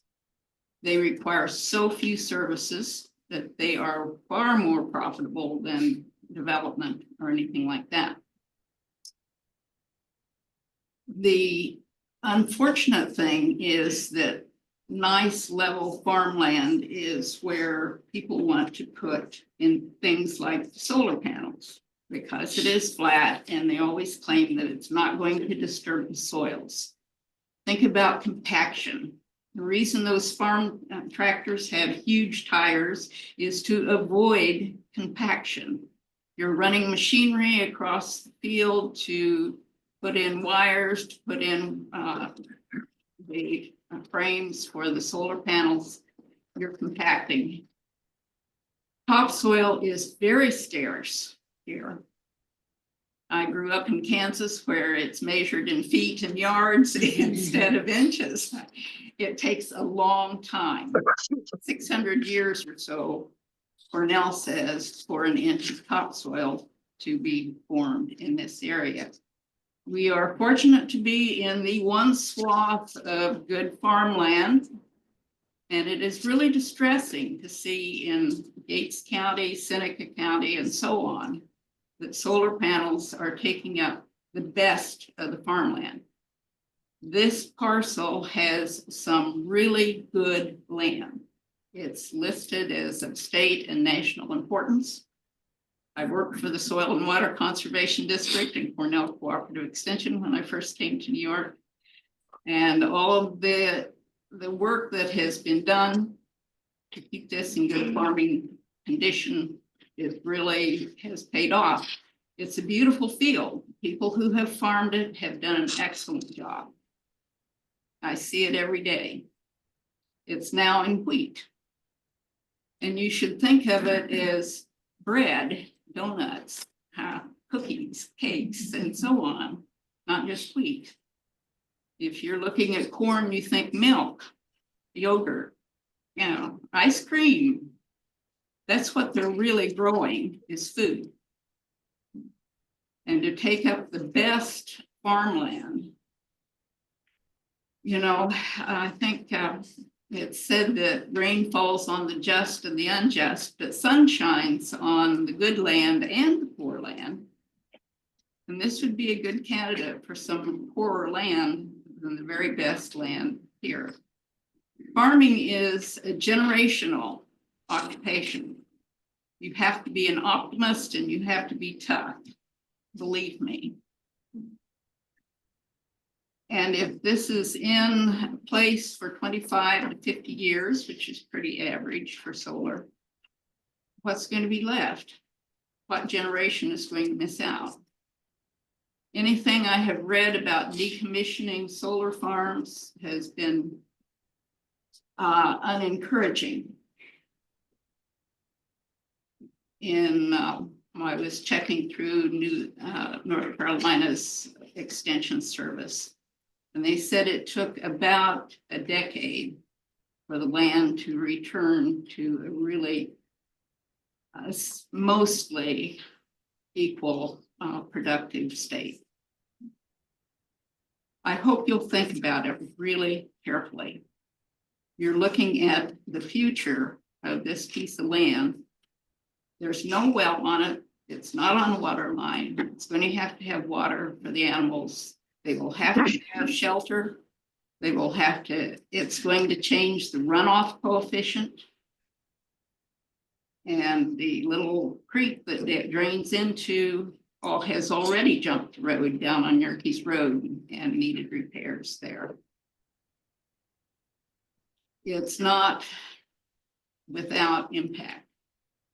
And I know it's tough to think about it and weigh these things, but farmers are important people. They are actually 1% of the population of this country, and they're feeding all of us. Thank you. Thank you.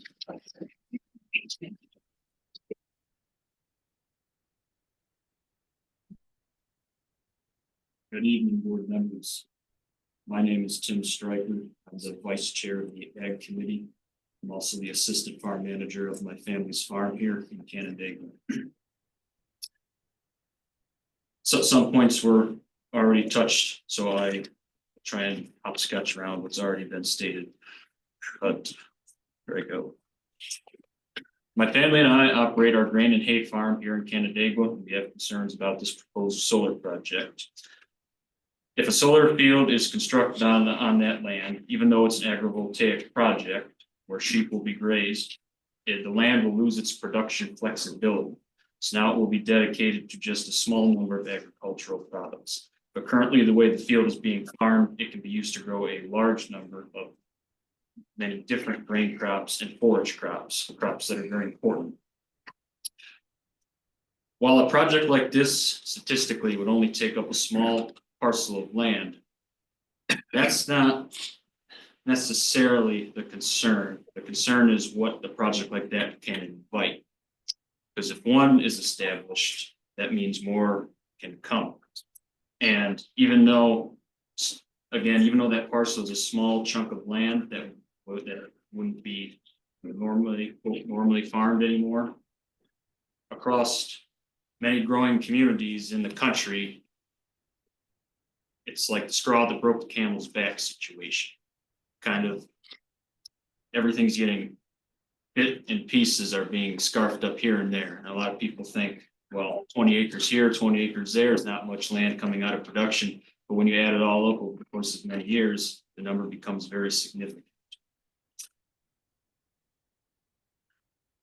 I want to make one thing clear. I'm not necessarily against solar panels. I'm just against them being on productive farmland. And one rebuttal that I would like to point out is there is electricity alternatives. And there are perfect examples of that right here in our county. Manure methane digesters, dairy farm manure methane digesters. There's 2 in our county, one in Stanley and one in Phelps. Well, it's actually technically just over the line in Wayne County, excuse me, that's in Wood. Dairy farm manure methane digesters do not change land use the way that solar does. Another comment I would like to add is, in all fairness to the landowner, right, property rights is something to be stated, right? I actually would like to know, in all fairness to the landowner, I would like to know her thoughts about the project. We had deep discussion in the Ag Committee over the course of 3 meetings, but since it was such a complex issue to discuss, a few things slipped my mind. So I'm coming back to this topic. I would just, it's not going to change my stance on the project or any of my data here, but I would, just for the record, I would like to know what the landowner's thoughts are about the project. But I can assure you the Ag Committee's stance on this project was developed after great in-depth discussion. I cannot blame a solar company for desiring opportunity, and I also cannot blame any landowner for being tempted by a project proposal like this. But a project like this could have negative ripple effects on the farm community. For example, the vast majority of farms in the area, we rely on rental acreage to make our operations viable. If we lose a lot of our rental acreage to solar farms, that becomes a very serious problem. And it's been argued that the threat of solar isn't that severe, but I would love to see that PowerPoint slide again about how much more solar needs to be in the state by 2030, that mandate, and that site selection map looked like it's quite alarming to me just how many places were considered for solar like this. So I would argue that the threat of solar is quite severe. And I think we all need to work together to find better solutions in the future to use land more wisely. I understand the argument about property rights again. 10 seconds. Yeah. But just, I believe this project goes against the comprehensive plan update, and I have actually the pages cited on where you can view the data. When reviewing this solar proposal, please consider the comprehensive plan, the local farming community, and the future goals of this town. Thank you very much for your time. Thank you.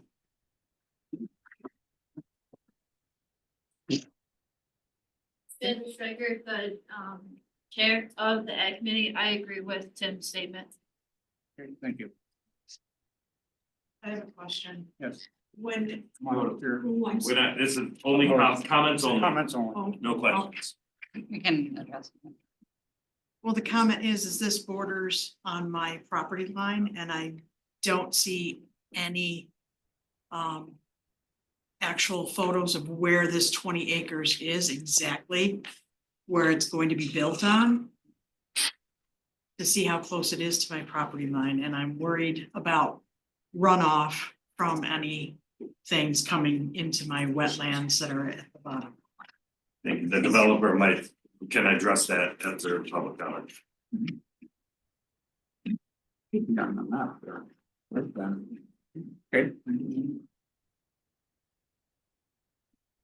Hello, my name is Melinda Kinnear. I live at 2865 Cooley Road, which is a 60-acre farm about 2 miles away from this proposed project. I'm a sustainability and energy engineer. I am a livestock farmer who has raised egg layers, chicken broilers, turkeys, rabbits, pigs, lambs, goats, and beef cattle. Basically anything that pairs well with barbecue sauce. I am a member of this community. I have worked many years on NYSERDA projects, some of which include not necessarily the ones Tim was referencing, the manure digester, but other projects out in the state, solar projects and geothermal. I've done these projects for energy and decarbonization analysis and focusing on the energy and greenhouse gas reductions. I want to point out, according to the 2023 E-Grid, the upstate New York grid, which this project would be on, is the second cleanest in the nation. So this project really does not help the community with clean energy. This solar project does benefit basically New York City and Long Island because they have worse clean energy. So, but due to the size, it really has no measurable effect on New York State. The loss of agriculture land is greater than any of the solar gain of this project. The money from NYSERDA is collected from everyone's utility bills. It is listed as Systems Benefits Charge, also SBC. This property does not have metered utility, so everyone is paying for this project. The tax incentives, the payment in lieu of taxes, tax breaks are being paid for by us. Without these incentives, this project probably would not be economically viable. I have not seen the numbers to make that assessment. I'm sorry, I kind of came late into this game, but I would love to see the financial application. In review of the agrivoltaic portion, excuse me, it was like reading a student paper in which the writer put everything they found about livestock operations in it and expected the teacher to correct it. If this is a community project, I felt there'd be more impact from the livestock farmers to provide that portion of the humane and best practices of raising a variety of animals. The meat animal needs to be processed, but the local infrastructure isn't readily available. Again, I'm a livestock farmer. I understand some of the issues there. The animal husbandry proposed is a major concern that I have, but there's a lot of details in it. I would love to go through that a little more if time would permit it, but at this point I don't have all just specifics, and nor can I say them right now. But I do want to point out two things that I noticed quickly on the drawings. One is the fence for the animal grazing area on the drawings are upside down. Two, the salt from the road will kill the apple trees shown that they have shown. My maple trees are on my property are dead because of this road salt. If this is to be in our community, there are less secondary adversarial production effects as discussed in the industrial zone, commercial zones, or even town property. I understand some of the limitations with the tie into the electric, but in the end, we really need to figure out what is best for the community overall. I also like to say that the spot zoning, excuse me, it's not spot zoning, it's a special use permit, is a terrible precedence for this community. I'd also like to point out that NYSERDA, who wrote the New York State Solar Guidebook for Municipalities, is kind of the fox watching the henhouse. In it is the Farm Protection Working Group members. And as I dug deeper, I only found one farmer was on this committee. There's a lot of public people. I can give you the list. We have about 10 seconds left. Well, finally, if I talk Done really great. fast. I'm not a speaker, as you can see, but I'm trying. Finally, in section 15-20, the conditions of variances, section F.2, it says variances shall only be issued upon receiving written justification of a determination that failure to grant the variance would result in exceptional hardship to the applicant. I would like to purchase that land today at the 2025 assessed value plus $1. If more is demanded, then I want to question the hardship. Thank you. Thank you.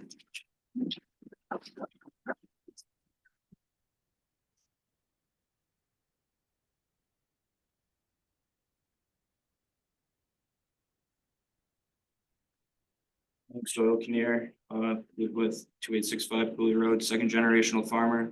I agree on the record with everything my mom just said earlier. I just wanted to say solar farming isn't real farming. It's, it's just a couple of materials collecting and converting energy. Like the lady before said, the land becomes ruined after 20 years. It takes 20 years for the ground to resurface and redo.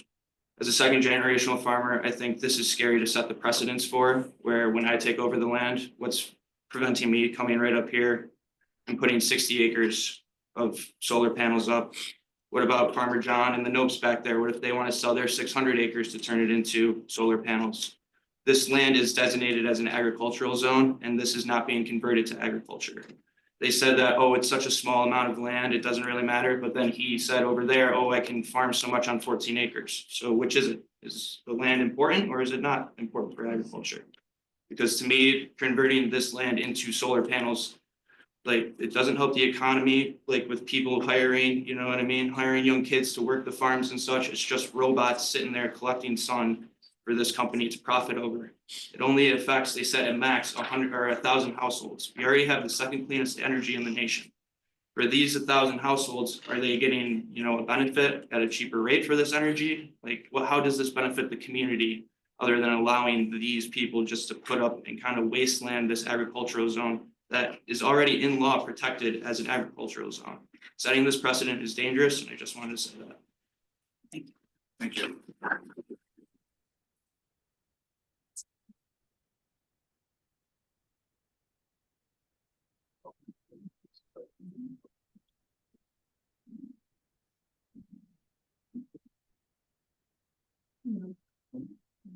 Thank you. Appreciate it. State your name and where you live. Yep. My name is Kathleen Wheeler. I live at 2351 Michigan Road. And I am one of the, with my husband back there, and our family. We bought our property in 2003 for the express purpose of living in a rural agricultural neighborhood. And given that that's what it's zoned as, that's a promise you made to us when we bought our property. And I know I'm one person. There are sometimes 6 of us living in the house, but we're part of the insignificant few that this company wants you to not pay attention to, right? It's insignificant impact. Well, they've talked about the greater good. Well, we've heard from our really a lot of experts who have talked about the greater good goes downstate. And how many times in upstate New York do we have to endure hardships so that our friends and neighbors downstate reap the benefit? The other issue that I wanted to talk about a bit is the noise impact. Again, in addition to myself and my family being insignificant to this company, the noise is deemed as insignificant. Have you been near a solar farm? Have you sat outside and listened to it? It's not insignificant. It's maybe a little bit quieter than Mr. Scott's combine, but the combine is intermittent. the farmers, our neighbors who farm that land, they bring their big farm equipment and yeah, it's noisy. But I know when they're coming, springtime, planting time, harvesting time, and it's intermittent. These solar farms are constant. That noise is constant. I did take a drive out to Avon, and I took a drive out to Seneca Falls, and I listened and I looked. It was not insignificant noise. So when I, an insignificant person, go to sit out on my deck that I purchased in 2003, that noise will not be insignificant to me or my kids when I leave them the property. The other piece that I thought is that public utility test. That's an interesting way to think about this property in terms of the legal aspect. And I wonder how many homes in Canandaigua aren't getting utility service, aren't getting electric and need this particular panel. They don't. We have electricity. Again, we're being asked to suffer a hardship. Myself and my family, as insignificant as we are being asked to suffer a hardship so that our neighbors downstate can get some more electric or clean electric. And our neighbors that are farming that land are being asked to, again, have their livelihoods impacted. Again, it may be just a handful of us, but I ask you, how many times are we to be told here in upstate New York that we're insignificant, that we don't matter, so that we can help our neighbors downstate? 10 seconds. I ask you to reconsider and please consider a local decision for a local impact and make us significant. Thank you.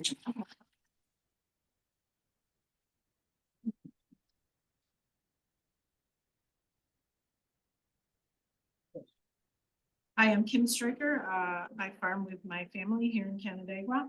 A couple comments I wanted to make. 46 acres of wheat produces 154,000 loaves of bread. 46 acres of corn produces 25,000 gallons of renewable ethanol, and the byproduct of that produces 165,000 pounds of distiller's grain that can be used as high protein animal feed. 46 acres of soybeans produces 5,175 gallons of biodiesel. The life of a solar panel is up to 20 years. What happens to this land when that panel is through with its life? The land cannot be reclaimed for farming. There are individuals in this room that are next generation farmers dedicated to this way of life and the community that they value. Taking away farmland will begin to erode available acreage to continue farming. What do you want your community to look like in 5, 10, 15 years? And we are not making new farmland. In the 4th of July parade, just this past 4th of July, the town of Canandaigua displayed a banner that says, "Preserving the town's agricultural heritage." Please prove it. Thank you. Thank you.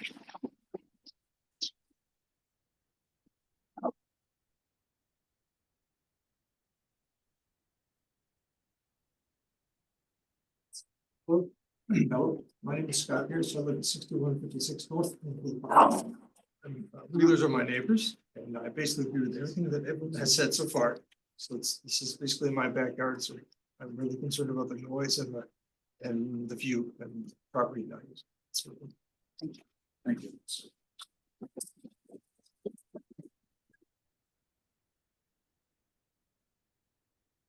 Anyone else or anyone at home?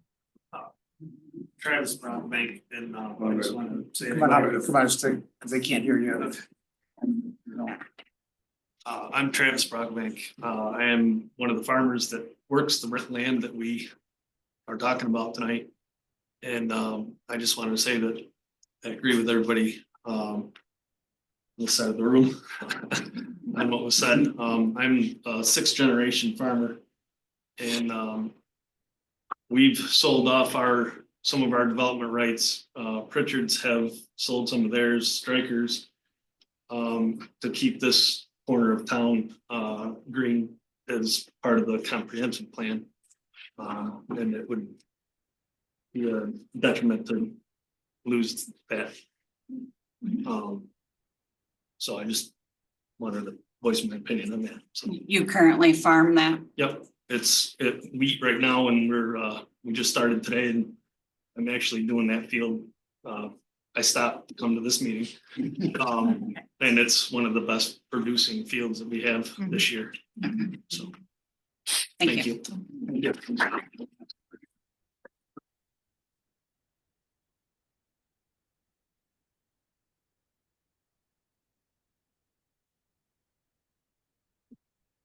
My name's Jennifer Taylor. I'm one of Joan Taylor's daughters. And I'm here because, you know, I care deeply about my family, the future of, you know, the land that we have.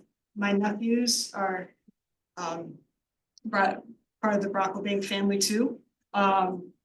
We have been receiving solicitations for renewable energy for over 20 years.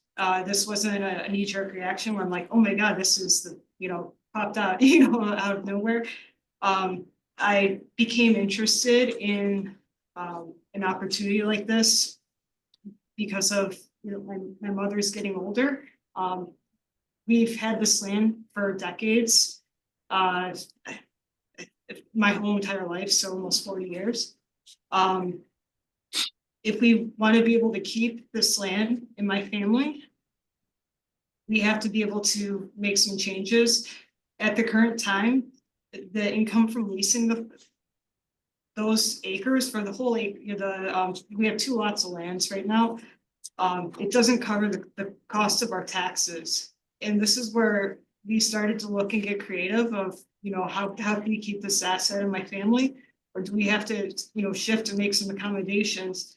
And I started doing some research. I hired an attorney to do due diligence.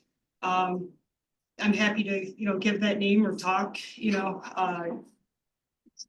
to kind of share my experience.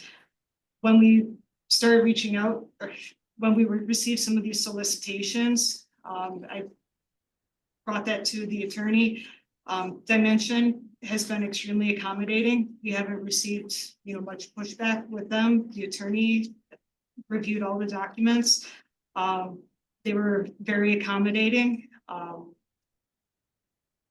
In terms of how this is going to benefit my family, like I said, it'll allow us to keep this land in our family. It'll be designated for agrivoltaics. I know this isn't a project that, you know, some people may be fully aware of. There's research at major universities, University of Michigan and Minnesota right now, within the past 2 years, actually looking at how solar panels and farming can be integrated where you're not losing the value of the land. From an economic standpoint, the value that we're able to get from the land will triple from about $300 an acre up to over $900. It just made sense for us to pursue this as an option. The other thing that I really liked about Dimension is they really are invested in local community support. If the current farmers don't want to be a participant, you know, with this project, we would be reaching out to have another farmer, you know, be able to work the land and have some of that animal husbandry. If not, there's obviously Caleb that would be, you know, open to doing that, or, you know, someone associated with the company, but we wanted to keep this as local as possible. You know, so I appreciate everyone's time. You know, I care deeply about our neighbors. I love the goats too. That's just something that won't, you know, work well with the solar, but yeah, I thank everyone for you know, their time and, you know, listening and your consideration. Thank you.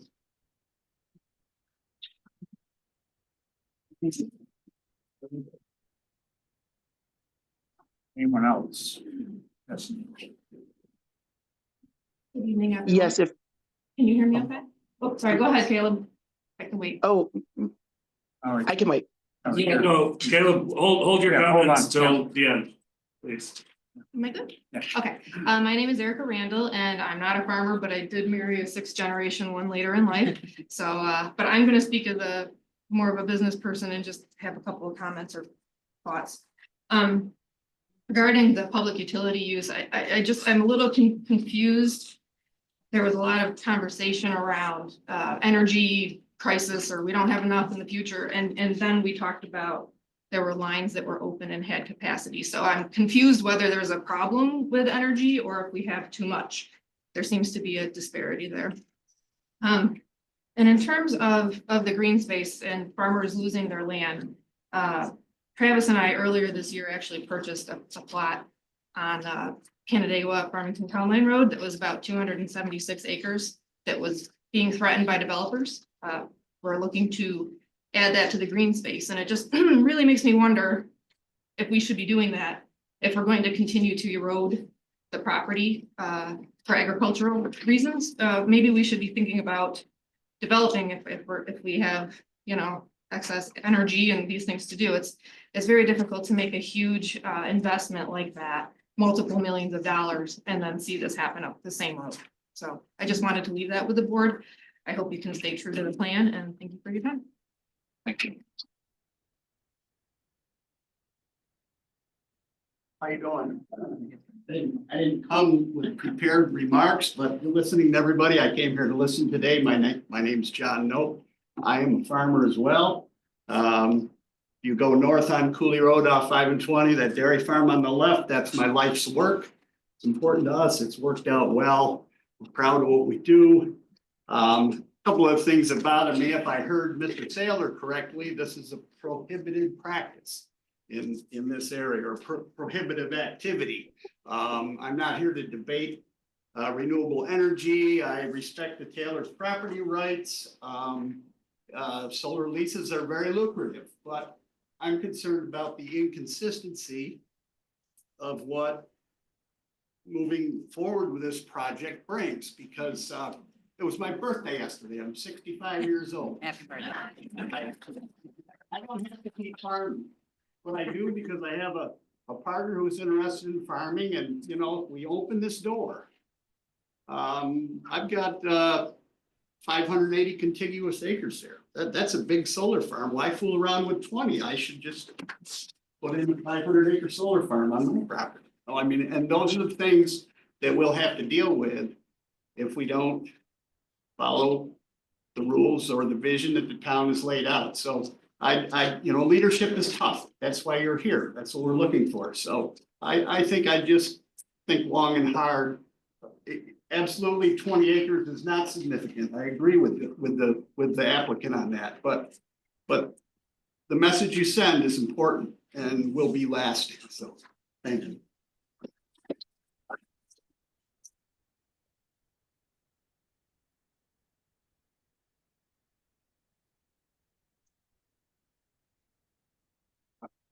It's William Berry. And I just by chance found out about this project this afternoon, or actually this morning. And it's kind of surprising because my land is probably a quarter of a mile from this proposed project. To my knowledge, none of my neighbors on McIntyre Road know anything about this either. Which is normally, I would think you'd get notices of some sort. Normally we send something out. I don't get any. There's a distance.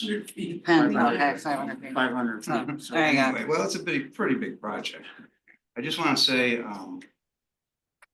my family's from Cooperstown, New York, and I was raised in Saratoga Springs.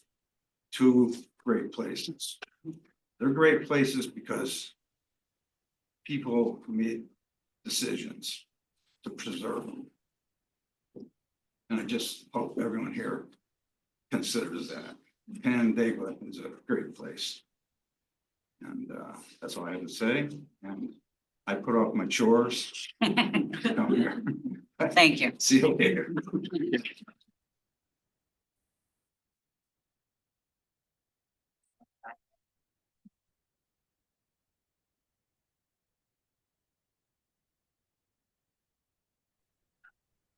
Hi, everybody. I'm Danielle Sutton. I'm on the Ag Committee here, and I'm also a local generational farmer. I'm also speaking for my family who wasn't able to make it today, like a lot of people here, but my dad's out farming the acreage right now to have enough hay to feed our cattle this year, so. This project, I know they mentioned that it was going to supply a certain number of houses. Is that at full capacity? I mean, we all live in New York State. We know it's cloudy, it's rainy, we had the hailstorm, the damage from the hail on everything. That I know would severely impact these panels like it did all of the vehicles and everything up and down 332. She touched on some of the chemicals like PFAS and everything that they do testing for. We all know the pollutants go a little bit deeper than just like 2 that she mentioned.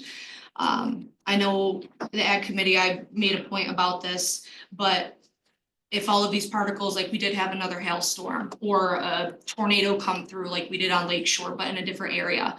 All of these particles in the soil, you can't pick them up, you can't get rid of them. So that was a concern of mine. Another concern is you don't have, like we talked about earlier, you only have so much land. We all know it's pretty expensive to purchase. Your average person who wants to start a farm doesn't have the money to go out and purchase 100 acres for a couple $100,000 to make 1/5 of that every single year and break even or lose on it. If you have the land, most of the time you're looking to rent more to bring in more crop to keep the farm going. I've never seen a farmer get a raise in their entire life. So what they end up having to do is rent a little bit of land and make a little bit more money. And with the land disappearing for development and stuff like this, like she said, you don't make more land. And also mentioned that it's not allowed in the area. So opening the doors like this, what's not to say somebody else comes in and does something even bigger every single time and outdoes the next person. That's a huge concern. So that's all I've got to say. Thank you.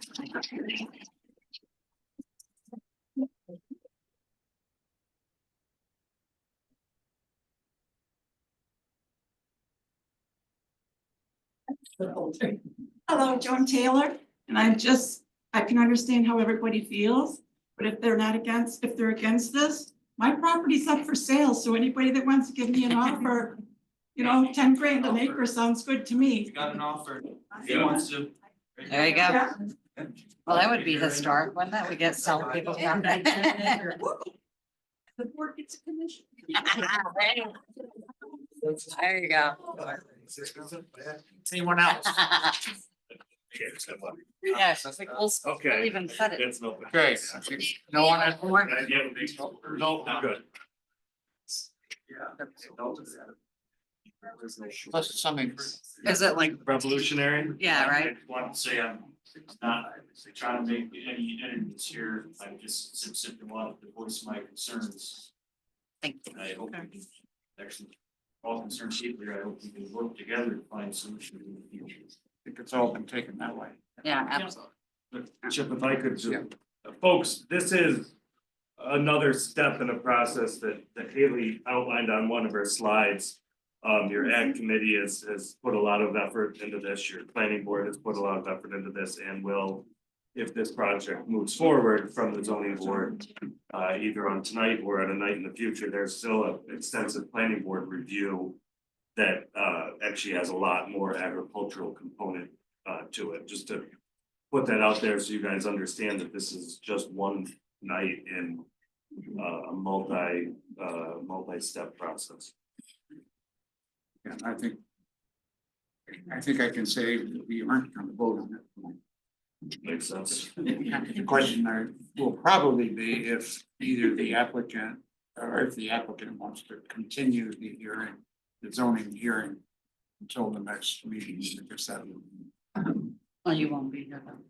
I was gonna recommend that you guys maybe respond in writing to some of the questions about the grid, that kind of thing, and anything you want, but that's not an answer that can be understood verbally as much as it probably could be in writing. Anything else you guys are interested in hearing? I'm not sure that the public knows that much about this project, and we've heard probably we've heard everything that we're trying to hear about it, but I mean, the sign, the infamous sign went up, what, 2 weeks ago? And that's all that's happened. And there's there's a lot of people that might have opinions on this. And I guess tell your neighbors if it's. I think that's another advantage of keeping the public hearing open is that we would allow others to not to say the same things over again, but to give their opinions about It will be the same public hearing, so the people who've already spoken, used up your turn. Right. Are we doing a vote tonight, or are we? I mean, it's up to you. You don't want to. I don't realize. The other thing, if you guys can send the addresses that the planning board's asked for twice now, and the zoning board has asked for now twice. Of projects. We can do it next month when I have it. Any, If I could just respond to something. Oh, sure. Come on up. Yeah.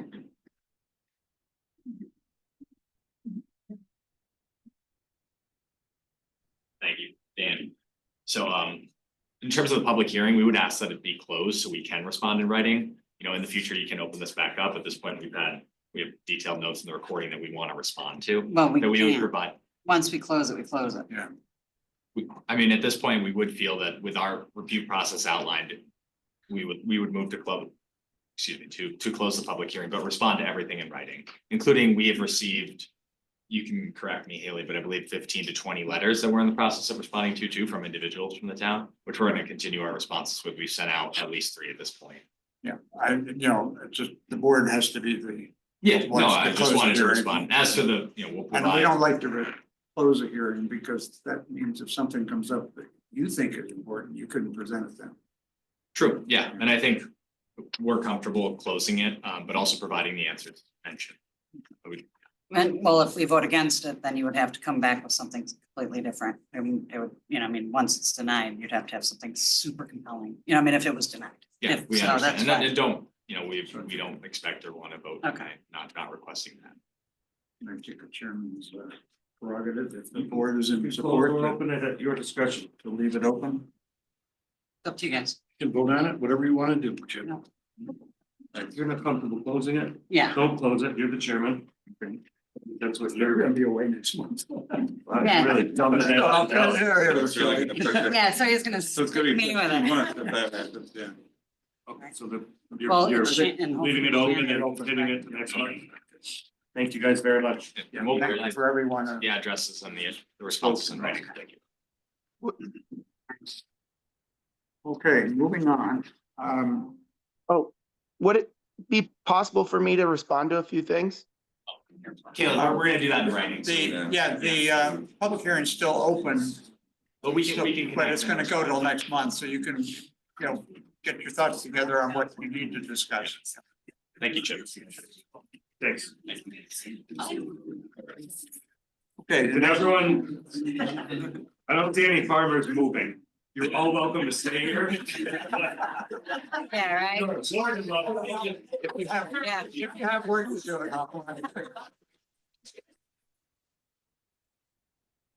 Yeah, we're not done yet, right? These guys have work. Right?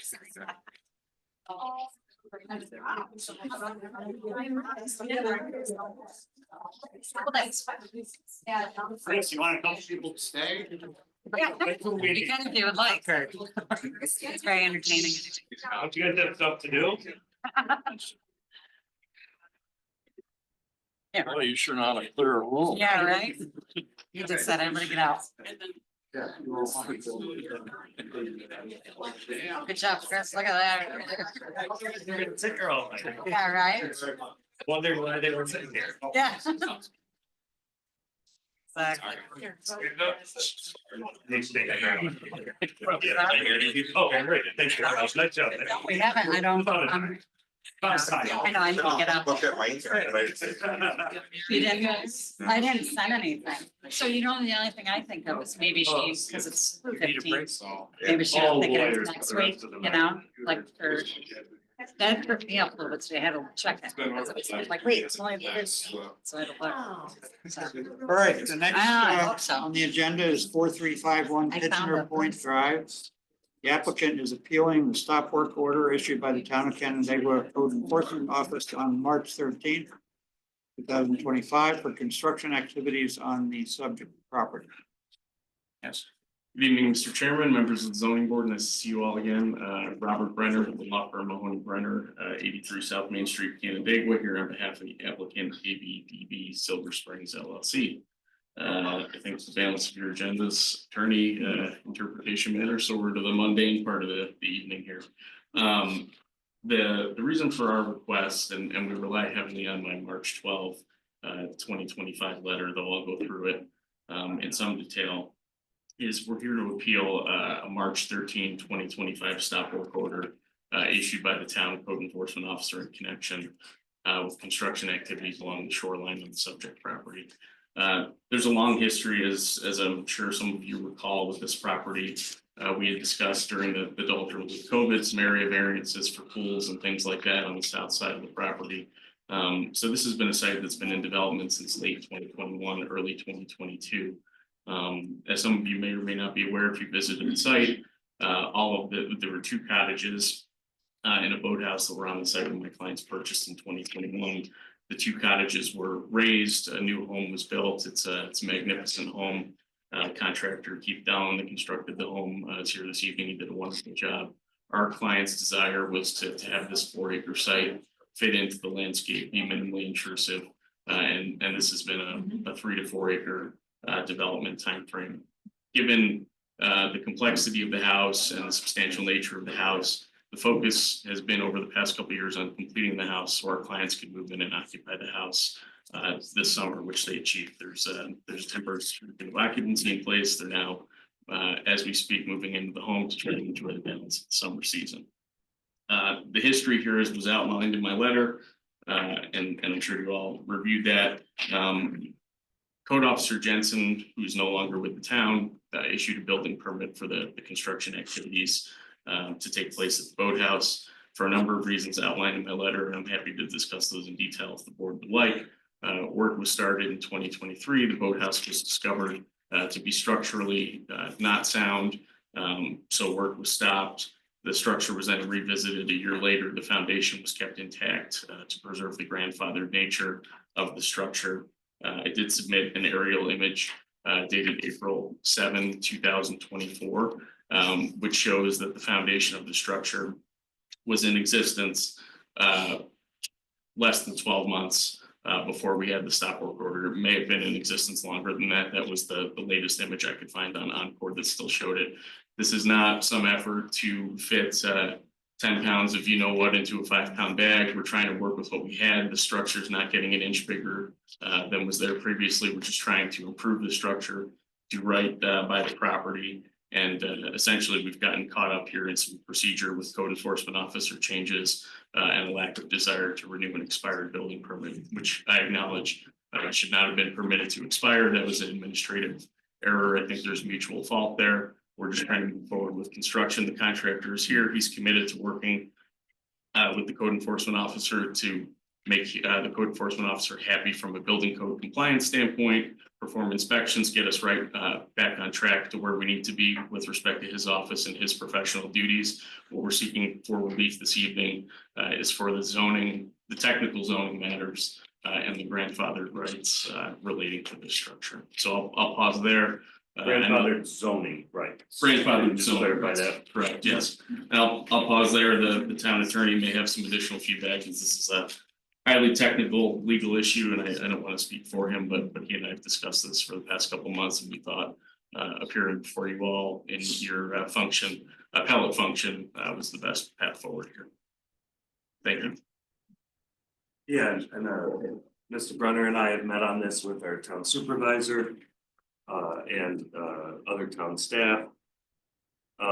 It's an issue. The issue in my mind boils down to, you leave the foundation, is that a structure under the pre-existing non-conforming grandfathering clause of our town code? It has been interpreted different ways over my 18 years in the town of Kennedy. It's up to the zoning officer. Our code enforcement officer is a zoning officer of the town of Kennedy. It's been a different interpretation on their part here and there throughout the last 18 years. I spoke with code enforcement officer Murphy. Obviously, there's a lot of hoops to jump through on the building permit end. But where we left it was, great, have the zoning board make a decision that will be the rule going forward on this. I think if you know, our definition of structure in the town code, section 1-17 includes a foundation. Right. And it will just sort of put that matter to bed for this and other applications. They're leaving the foundation, keeps your grandfather, your pre-existing non-conforming. But it was status. disturbed, correct? Or is the foundation still there? I mean, what I Foundation read, was there within 1 year. right? It's now gone, Rob. It was there within 1 year, it was removed and replaced prior to the issuance of the stop work order. I do just want to add to Chris's point, this wasn't some situation where the foundation was unearthed, right? This was a project that was moving forward. The contractor was jumping back and forth between this project and other projects, the house construction, garage construction that were taking place on the site. There was no intention here to abandon, or that, you know, this was discovered in leaves and now we're trying to argue that something that we dug up or uncovered in leaves is an additional structure. We were actively working on this. And I do acknowledge, again, there's administrative lapse in building permits that shouldn't happen. You know, but we're here with our hat in our hand. We think we have a good argument under the town code that this is a pre-existing non-conforming structure and that a foundation should be treated as such. Can I ask, the foundation was removed and a new one was put in the exact same dimension? Is that where we are? That's correct. Same footprint. Yeah, same footprint. Isn't not- this exactly what And we the- just saw on Fallbrook with that? Same thing. Same thing, right? Next sheet. No, it's not the same thing. Well, what's different? I don't know. I can speak to my decision if you want. Yeah, no, that. We'll have one call- Yeah, call if you my- want, I can. I mean, so it's a different circumstance in the sense that that was an immediate proposed project to remove and then immediately go in and retroactively replace the structure. This project, in my opinion, was substantially different in the sense that I started with the town in June of 2023. There was no structure there. I drove by, structure was built with no active building. So the process for which they went through is different. Chris, Brenner, we are 100% correct that we're asking to basically say, is a foundation a pre-existing non-conforming structure? And then it can be revised from that point. But I wanted to make it clear, it is a different circumstance and it's not the same thing. Because it was an extended period. Okay, but the physical act of replacing a foundation in the exact same place and pre-existing non-conforming slot is pretty much the same. I cannot attest to that as a survey of the original structure and a survey of what's been built has not been provided. And I think from what I read, it said something about the pre-existing foundation was not. up Yeah, to so, snuff, right? so the history here was the roof and the walls were taken down. I was in the structure. I represented the clients when they acquired the property. As many of you may recall, the town was looking at it for town park. So I was involved in all of those discussions. I was inside the buildings. And Keith can speak to this better than I, but the walls were rotten, the bottoms were rotted out, right? So I think as folks started to look at it, they realized the wall and the roof needed to come down. So they took it down and then they were focused on other things. Keith came back to re-erect the structure and said, hey, we're putting, and this is a very substantial structure. As I outlined in my letter, this is $1 million project, right? And it shocks my conscience too, but that's the reality of it. This is a very nice boathouse structure on a very expensive piece of property. So they didn't want to install this structure on top of a bad foundation. So in good faith, they did the right thing. They reinforced the foundation, repoured the foundation, they installed some piles under the foundation. And then, you know, we had this change in code enforcement officer and I fully respect Mike and the conversations that we've had. We work well together on other matters. This is just one that we don't agree on. And I think that creates healthy debate within this process. But I feel strongly that, you know, the town code as written I've got a picture that's up there that proves that foundation was there less than 12 months prior to the issuance of the stop work order. You know, we're here to move forward on that foundation. What I'm asking you all to opine on and rule on this evening is that that structure is a pre-existing non-conforming structure, and then it's Keith's job as the general contractor and the builder to work with Mr. Murphy in his office on ensuring that we're within the confines of that pre-existing non-conforming. Is there any documentation that the dimensions are exactly the same? So wait, hang on. Yep. So that's a code, that's a building enforcement issue, whether the dimensions of the actual build comply with zoning. So if you were to grant this pre-existing nonconformity, then it would be allowed to remain if there was, it might confirm it in the field. To the extent that that's what you do. Your main issue is zoning decision, which doesn't Wait. have to do with the actual field. Say that again? What? All right. I think I can. You don't think you can? Yeah, reiterate that.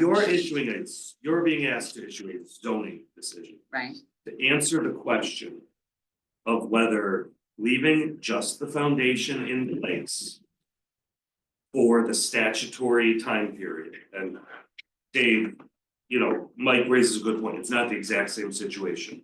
But your legal question is whether it was within, whether it was replaced within 12 months. That's the abandonment section of Town Code, section 220-107H.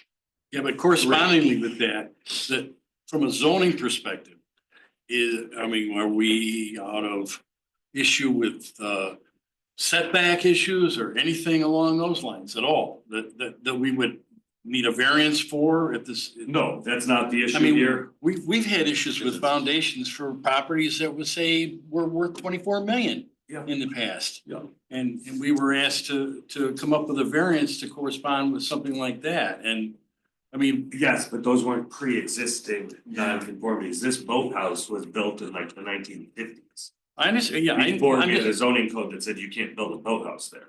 I'm just trying to understand if is it as it's done, as it's finished now, is it completely out of compliance with the zoning codes? That's all I'm trying to figure out. No, I think so the answer to that is that will depend entirely, 100% on your decision tonight. It will be in 100% zoning compliance if you determine that leaving a foundation in place for 1 year makes it a pre-existing non-conforming. That gives it, So there are- makes it 100% in compliance with the zoning code. So there are no other issues other than the fact that this 1 year lapse, whether or not that was There are no other zoning issues. okay, that's the question. There's a ton of building and DEC issues. Fine, That's not before you. Well, that makes it a lot better. So the question in my mind is whether leaving just the foundation for the period of time keeps it from being abandoned long So you're- enough for it to be a You're pre-existing. basically asking us to go back about 1.5 years. Like as it was then, right? I mean, Yes. So now I figured out that answer to your question. Rob is appealing through an interpretation. The code enforcement officer's stop work order, which said you're not a pre-existing non-conformity because you abandoned. Yeah. Essentially. So you're going to the date of the stop work order. Alright. On the date of the stop work order, was it a pre-existing non-conformity? And what Rob's assertion is that there was a foundation there within 12 months of the stop work order. it just has to do with the time change between, we're saying, the zoning officers, technically. No, your question, the question you need to answer is a foundation, a structure Right, okay. enough to be not enough to not be an abandoned under 102, or excuse me, 220-107H, the abandonment section of our town code for existing non-conforming. You know, and then just to reinforce what I think is highly relevant here is that this was a single construction site with ongoing activity, right? This was not some project where the foundation was mothballed for many years, there was nothing happening, and now we're coming back. This was just, this was a one single construction site. These structures had different permits, I acknowledge that, but they were actively working on the house to get the family into the house. And then they turned back to the boathouse this March to get that done. And that's when we had our controversy with the code enforcement office. So this was one construction site. There were lulls, there was excavators, there was material staging all over the site. The site was not occupied until a few weeks ago. This was a construction site. We did not seek to abandon anything. We weren't mothballing anything. Everyone on our team was just as surprised with the outcome as I think the contractor was. Any other question? Shannon, have you joined us to work tonight? Oh, she's me. Yes, I'm here. I'm listening. And actually I was, while we were listening to this, I was actually looking up the code to remind myself of the definition of structure. Right. Any other questions?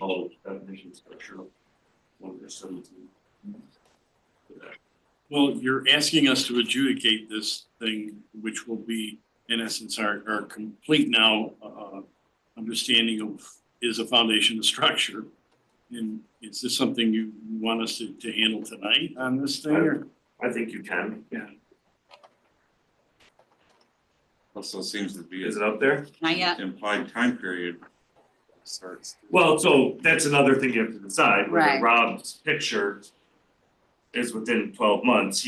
He's telling you he pulled it off Encore, which says these pictures are from these dates. And how many he's done to do it? It says Yeah, I think pictures in- from the past 3 months, 6 months. Oh, 12 yeah. months. If you folks want to pull up, No, let him do this first. Okay, That's all right. Yep. And the picture, what I was gonna say, the photo that I submitted in the letter is exhibit F.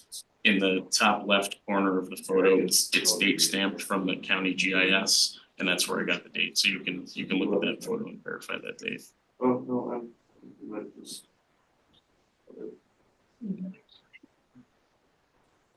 Okay, so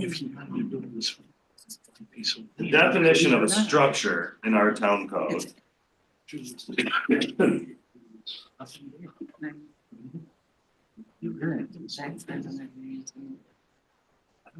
Because Is as follows. Anything constructed or erected which requires temporary or permanent support, placement or attachment to the ground, beneath the ground, or to something having permanent location on the ground, including but not limited to gasoline and oil tanks, buildings, sheds, pools, decks, docks, manufactured homes, fences, signs, billboards, towers, antennas, satellite TV dishes, patios, sidewalks, driveways, and impervious or substantially impervious surfaces. The term does not include vegetative landscape.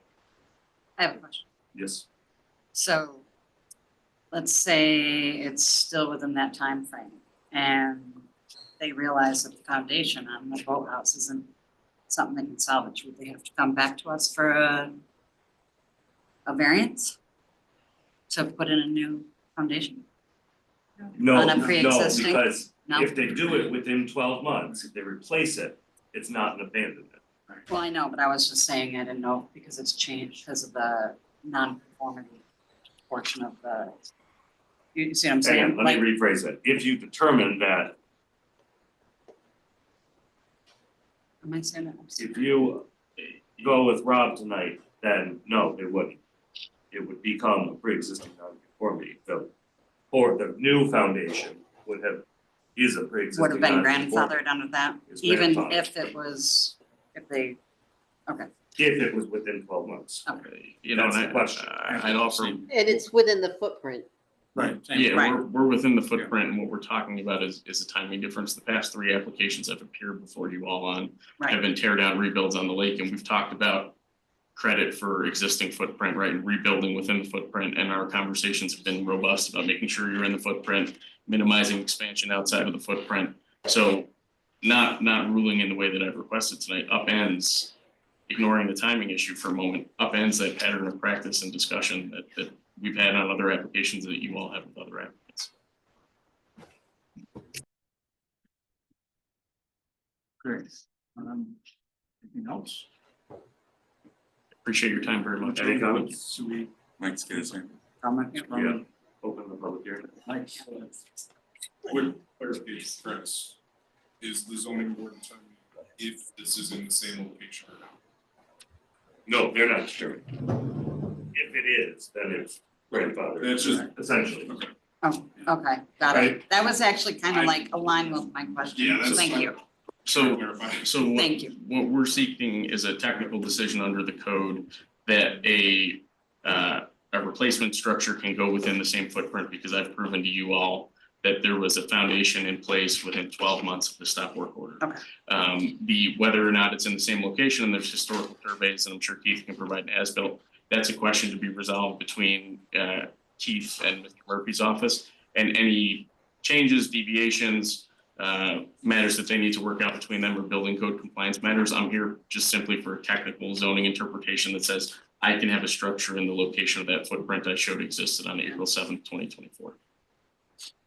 Thank you. Okay, we okay with closing the public hearing? Do you want to, because I'm. Close the public- Nobody. No, I No. asked that. Alright. No, I asked that. We know what everyone here is for. Okay. Okay, close that. We have 62 days to decision. We'll hopefully be able to make some decisions tonight anyway.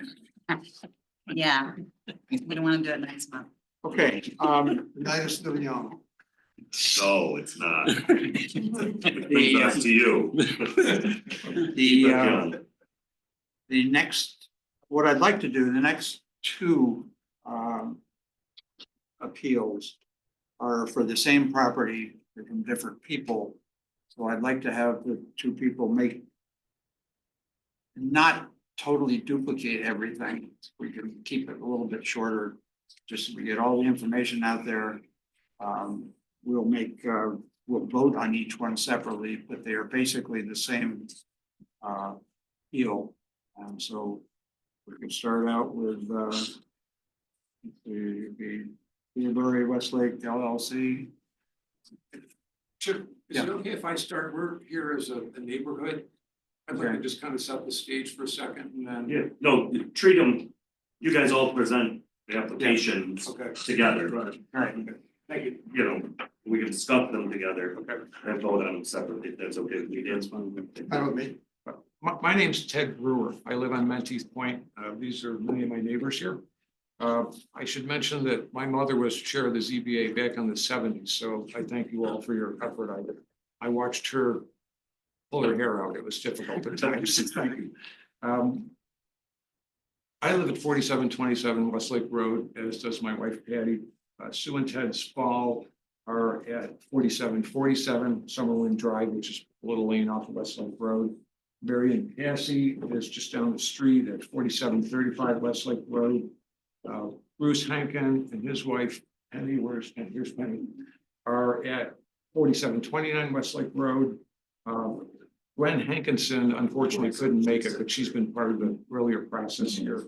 And Harold Bobry couldn't stay. He was here a little while ago, and he lives just down the road as well. We also have with us Dan O'Brien, who's our attorney with Woodsovia. Abbey Road. Another candidate guy. Yeah, right. I should mention that I've been a lifelong Menteith Point resident, a voter and a taxpayer, so I've been kind of plugged into our little neighborhood for a long while. I've had a long friendship with Russ Perrin, who owns the two properties that have been part of this difficult situation. Russ is a longtime friend. We used to ride dirt bikes together with he and his uncles and ice boat sailing. And when my wife and I built a new house 8 years ago, we gave Russ the copper piping and other bits. And so we had a good relationship. Unfortunately, today, Russ is 90, he's not doing well. The idea of us working out a solution with him, unfortunately, is not fun. His son, Kevin, and Russ's grandson, Zach, have been the users of the two properties across the street from us. And the issues that we've been facing tied to Zach and Kevin's use of the property, Zach in particular, Zach's actually living in one of these properties, relate to the use of heavy commercial equipment, backhoes, 10-wheel dump trucks, 8-wheel dump trucks, bobcats. There are a long list of equipment, heavy equipment pieces that I think you've been presented with in the material that's been submitted, and I think you've got photos of them. Okay, and you've seen photos. Okay, so I won't go through all the list of equipment. Additionally, there's a gravel pit property right next door. There's 4744 Westlake Road, 16.5 acres, little house there, a lot of equipment on that property. Immediately next door, 4746 Westlake Road, 1.5 acres is a gravel pit. And the gravel pit, as you can imagine, involves a lot of heavy equipment, 10-wheel trucks coming and going 7 days a week at odd hours. It's a pretty, at times, intense commercial operation. There's nothing else like this on Westlake Road. Westlake Road's about 10 miles long, and you won't find another active gravel pit or a business. Russ Parent. Yeah, the elder Russ, 90-year-old. Same two owners, correct me if I'm wrong, but what we're here about tonight is 4744, not 4746. Is that accurate? Although they are That's referenced in two different places. for this. And, but your point, Chris, it's hard to separate the two properties because it's the same equipment moving from one to the other, the same personnel, same property owner, a lot of the same issues overlap. And they're adjacent. Same driveway. And it's a common. But they both have 4744 listed. Yeah, Their sheet here. I saw that too. My earlier point, there's nothing else like this on Westlake Road. Obviously, we're a residential neighborhood and we don't expect to have our ability to peacefully enjoy our properties interrupted like this. And I should point out that it hasn't been like this all the time. As I mentioned, I've been on the property for a long time. There were long periods where it was totally quiet. We didn't have to deal with any of this. It's been in the last few years or so since Dex has moved in, we've really been challenged with the situation. Marion filed a complaint about 2 years ago, and thankfully you listened to that. There was some conversation with Zach and I think his father, and things quieted down for a bit. Well, unfortunately, that didn't last. There was never any official ruling saying you can't do this. You need a special use permit. You don't have that. You can't conduct these activities. So it quieted down a little bit, and then it's resurfaced in a major way. Recently, again, it's quieted down a little bit because the parents are aware through the conversations with the town that they're under the microscope. You know, our concern is if a decision isn't made by the board that these activities are not acceptable, they'll just resurface again. So I think that covers most of my comments. Bruce, do you want to say anything? Sure.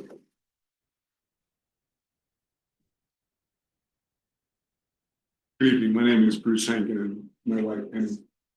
We're residents of 4729 Westlake Road, County Road 16. We've been living there since August 4th, 2023. Had we known what is across the street, we would have reconsidered buying this property. I never would have bought the property had I known that this was operating across the street in a residential community. It's a very much so negatively impacts lifestyle. I mean, we're talking about all hours of the day, 24/7, trucks will be in and out. And the road is disgustingly dirty. There's debris everywhere. Now, it's not just a gravel pit, you know, where they're taking gravel out. They're actually bringing things into the gravel pit, storing them there for some time, and then transporting them out of there. So there's an operation going on there. There's a business operating across the street that's not intended as a gravel pit. And Zach has been as bold as having business cards saying that he's an excavation landscaping company. So, and I think that's in the packet that we have in the complaint. I think this whole matter would have been handled differently if board members, town officials were living across the street like I'm living across the street from this problem. It's a significant issue. It's, like I said, 24/7. It's an impossibility to live at night during weekends, on holidays. It happens all the time. And it's not just trucks going in and out, there's repairs being done at the house across the street. There's, dump trucks, backhoes, all kinds of equipment that you wouldn't expect to be in a residential neighborhood. It's impacting all our neighbors. So it's our hope, the town of Canandaigua tries to restore some peace in South Nantucket Point neighborhood. And that's what the complaint's all about. Thank you.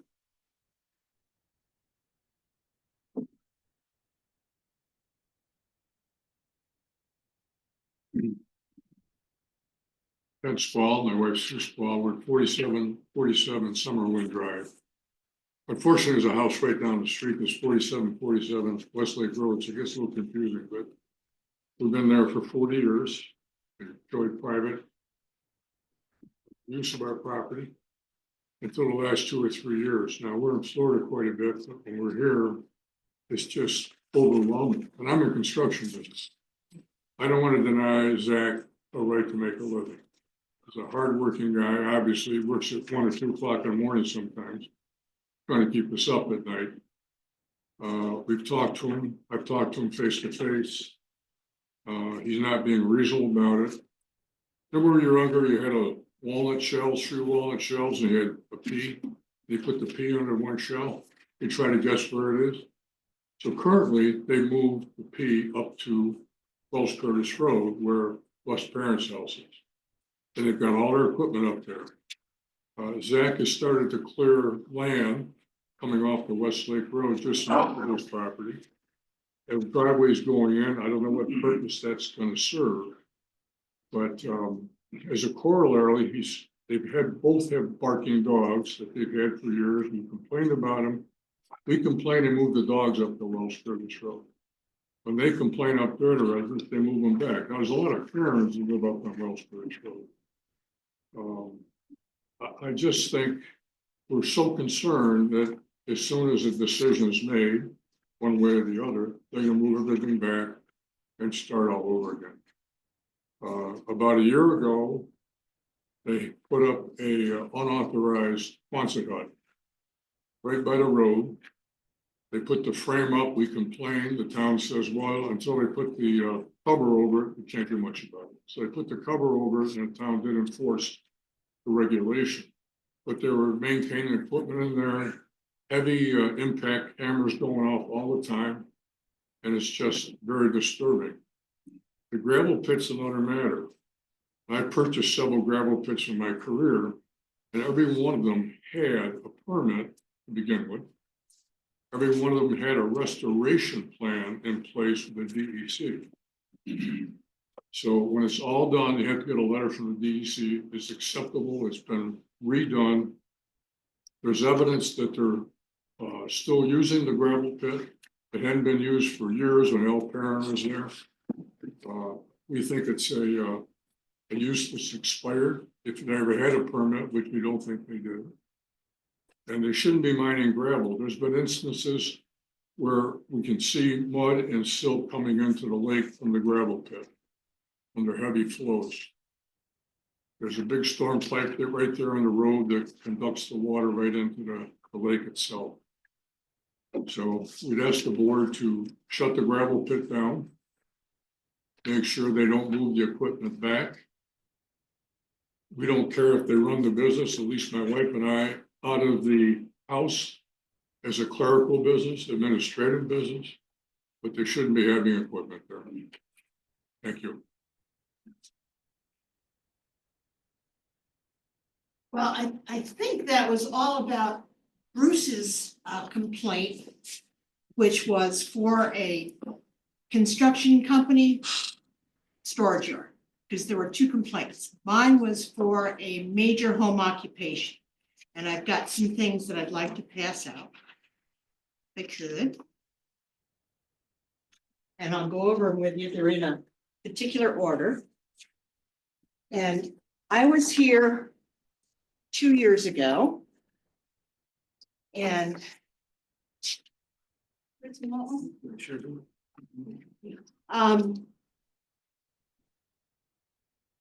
and I was appealing Chris Jensen's determination that he didn't have proof. What the first two pages here, one is Chris's, the second page is Chris's determination. What I didn't have the night of the hearing was the email that's on top. I didn't actually get this until after the meeting. But I've highlighted the important parts. This was April 3rd, 2023. Chris said, "I resigned my position at town and will not be present at the interpretation hearing." He goes on to say, "Please note that determination reads, there was not sufficient evidence to support the claim that the owner is operating a commercial use within a residential parcel."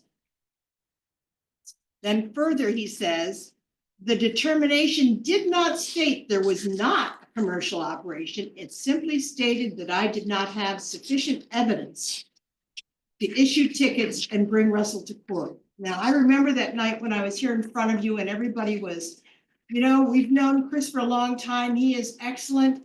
If we have to back Chris because he knows what he's talking about, and if he said, you know, that it wasn't a violation, we have to back Chris because he's always been right.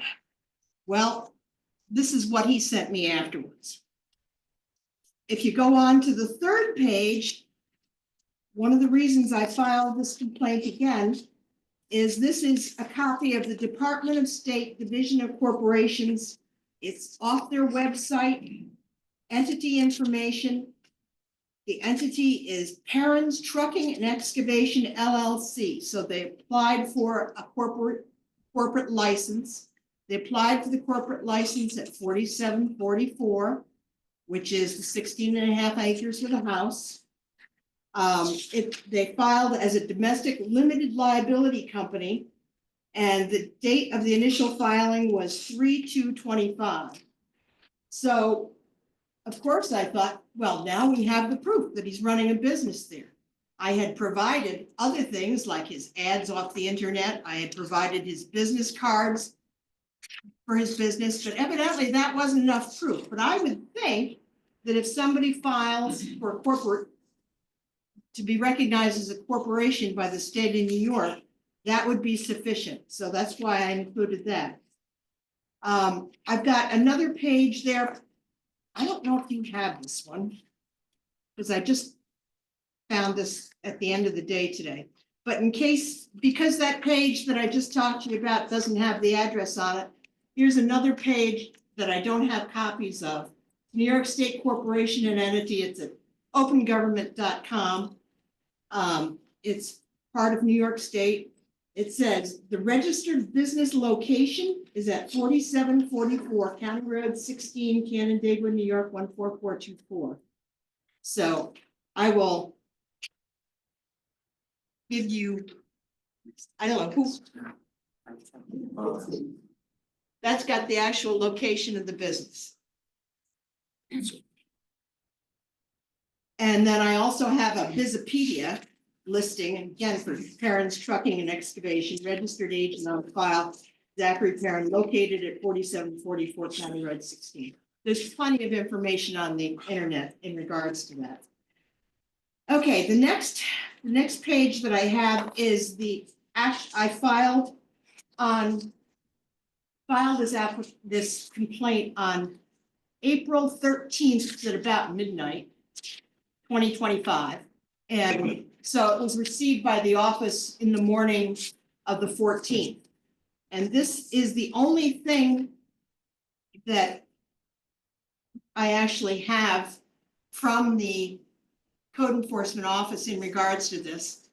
And it says violation, no deficiencies or remarks noted. The visit date is 4/14/2025.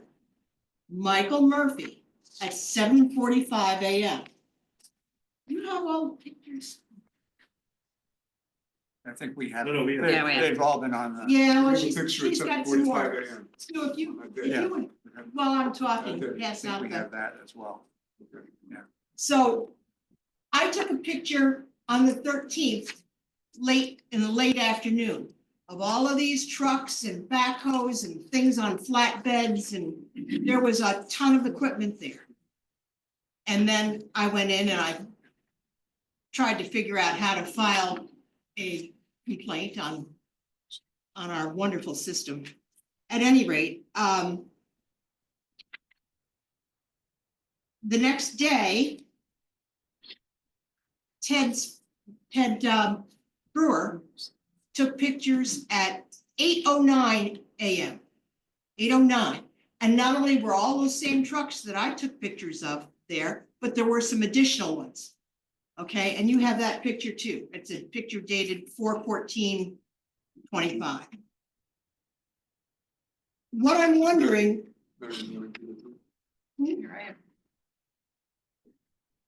Well, Can we pull Marion's application or appeal up? you have, yeah, is this for me, Sue? Oh, here. Are these I've things that have seen- been submitted? I think there's Let's more put them than up what there. was submitted there. I prefer that we look at it up on the screen rather than what's been submitted. I just want you to see what we. Oh, they got application, they got one screen. Good. Yeah. So, to say there's no deficiencies or remarks noted, it would be physically impossible for somebody to be there on the 14th at 7:45 AM and say that those trucks weren't there at that time. And I seriously question whether Mike Murphy was there at all, because here's an email that I got, the following page, on April 16th from Mike Murphy, where I had asked him a question. And his response was, I would have to refer you back to Mike Warner on that subject. I have not been directly involved in the communications or investigations, so it would be wrong of me to question another employee's determination or interpretation. So how can you say that you were there at 7:45 on the 14th, didn't see anything, got pictures from the evening before, same trucks there at 8:09, it would be physically impossible for all of those trucks and equipment to disappear. And the following pages that I have, one is an email that I got from Mike Warner. I filed for a complaint against them running a major home occupation. The email that I got from Mike Warner was, good morning. According to the definition of minor home occupation, parents are not violating any town code. An LLC can be established in a private home, provided the business is not operating from the home except for clerical work. All of those trucks, all of those backhoes, all of those flatbeds, that's operating a business. That's not clerical. He goes on to say, we have no evidence of any of the details of minor home occupation. I've also included for your review two things from our town code. This one is minor home occupation and the definition. Major home occupation starts home occupation, then it defines what is a major home occupation. Any home occupation that is not a minor home occupation is a major home occupation.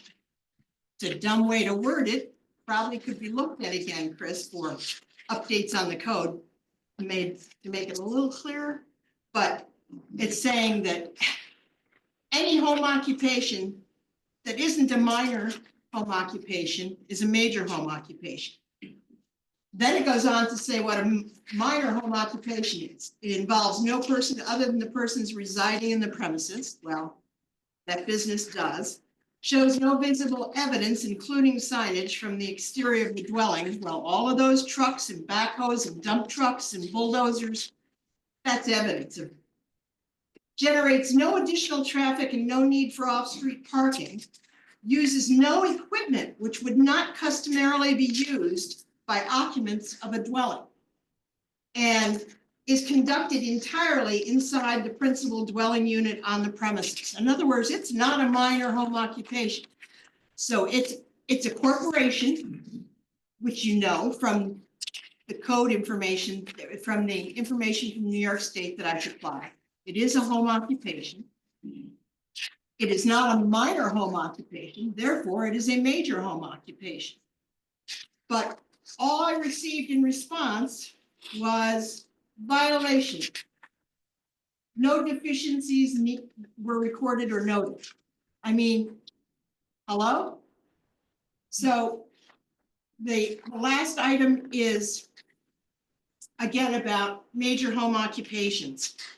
And it's major home occupations, and it's the definition or reasons, I guess, and it says, while recognizing the substantial governmental goal of preserving and maintaining the residential atmosphere, appearance, and character of residential districts, it is recognized that while home occupation pursuits are specially permitted under conditions provided for in this section, it is the primary purpose of this section to preserve and maintain the residential atmosphere, appearance, and character of residential districts.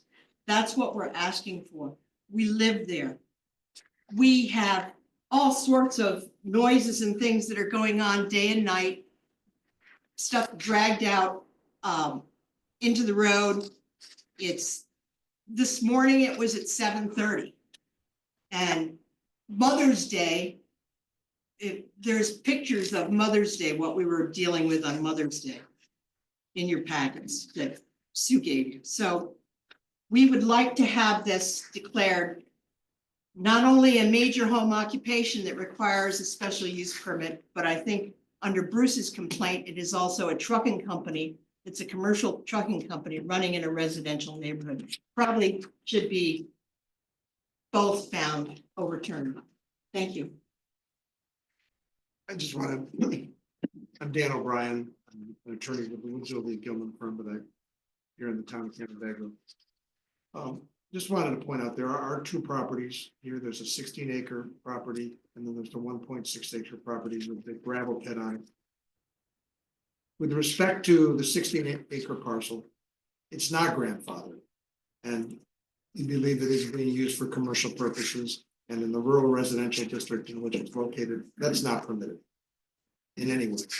With respect to the 1.6-acre parcel, it is a the claim is, or we believe that was one of the defenses that was raised, is that it's grandfathered. As the neighbors have pointed out, there's no gravel permit from the state of New York. There's no evidence that it's been in continuous operation, and in fact, there are statements that were submitted indicate that there were long periods of time when there was no gravel mining going on there since the enactment of the zoning ordinance, which prohibited gravel pits in rural residential neighborhoods. I've on many Volkswagens. I had many Volkswagens worked on by Al Parent out there on his little Quonset hut in the pier. One of the statements says that when he was working in his Volkswagen repair shop, there was never any mining going on there. So I think when you have, to the extent that there's an argument being made that these activities are somehow grandfathered, I think number one, they're not grandfathered because they're not the taking of gravel. If you look at some of the substances that have been placed there, there's asphalt milling remnants, there's agricultural products, there's topsoil. It's being used as a waste station, a transfer point for all types of materials, not just gravel that's being removed from the gravel pit. So our point is that even if you were to give any credence to the argument that it's grandfathered, I think it would be incumbent upon the operator or owner to demonstrate that there has been continuous operation since the zoning ordinance was enacted in 1961.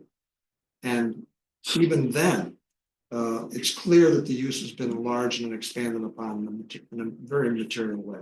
So thank you very much. We hope that you'll deliberate and find that this activity has got to stop. We just need to have some sort of firm determination in that regard so that hopefully this energetic and hardworking young man will find another place to operate this business, not across from my clients. Thank you. So I called Dan the day before July 4th to fill him in on this stuff and just realized over the weekend that you did call me back later that day, but by then so I apologize, but I wanted to fill neighbors in on the second half of this. There is a pre-existing a certificate of pre-existing nonconformity on the gravel pit. You guys submitted the 2 complaints related to the operation of a business. And then, excuse me, there's 2 appeals on tonight related to the operation of a business, and then a complaint was submitted related to expansion of a pre-existing nonconformity of the mining pit and not continuous use. There is a certificate of pre-existing nonconformity that we didn't know about. Dated when? I don't know if I'm I'd like to talk to you if you can make a call, and I apologize that Mr. Wilson. And go over that with you and the implications on that. I'm not mad if you took the 4th of July off. You'll allow it. No. Well, what I did was take the second and third. But I'll own that. So unless you disagree, I think the thing to do is group the 3 together. The town has sent a notice to Mr. Perrin saying these are the allegations, please respond related to the expansion and the continued use of the gravel pit. So that's not before this board. I would think you would prefer them all to be decided together, but I know our plan was to have them all grouped together. And it just didn't work out that way. Well, I wanna make sure that we give you whatever information you feel you need to make a fair and accurate determination. I certainly don't dispute the fact that Mr. Perrin should have an opportunity to respond. I don't know whether he got notified about this in advance of tonight's hearing. Yeah, well, he was notified of your complaint on the gravel pit. And is having, so the town has issued a determination that you can appeal on that. Can I add one something here? Whenever you disturb soil like that, we're required as developers to put in silt fence, put in a silt pond, control your runoff. It's not being done. The other issue I would have is, over the years, I like to be assured that nothing in a harmful way has been buried up there. You know, we take over gravel pits, we have to do soil testing, soil boring, put in test wells, run them for a year before we get a clean bill of health. Same thing should be done up there. Around their property, who knows how much diesel fuel's been spilled and operating on these trucks, grease and oil on the ground. That all should be investigated. And there should be a report filed right away. If they're going to continue to operate up there, they've got to put in protection for the lake and for the neighbors. I'd be very disappointed if they're allowed to continue, frankly. I think it's that, and then I think the DEC would probably need to have something to say about My it. understanding, DEC, and they came and they said, we don't see any violations. my understanding is, and maybe Mike, you can talk to this, but I don't think it's, the DEC aspect of it is, it's smaller than is necessary to be 750. regulated, or that's the claim. So I think the DEC is a different avenue that these neighbors can pursue on their own. The town's issues are zoning based. I will call you because it would be important to find out when this certificate of pre-existing use was dated. I can answer that. Yeah, it's a Chris Jensen. When I filed 2.5 years ago, 3 years ago, whatever it was, my complaint about 4744, Chris Jensen took it upon himself in 2022 to not only do the determination on 4744, but to do a determination on the gravel pit. And what he said was that he found aerial photographs from June 1963 that showed that the gravel pit was there, therefore it was pre-existing, non-conforming, and but it'd be bumped. But nobody had found the town code, the original town code. And that's not the issue before the board right now.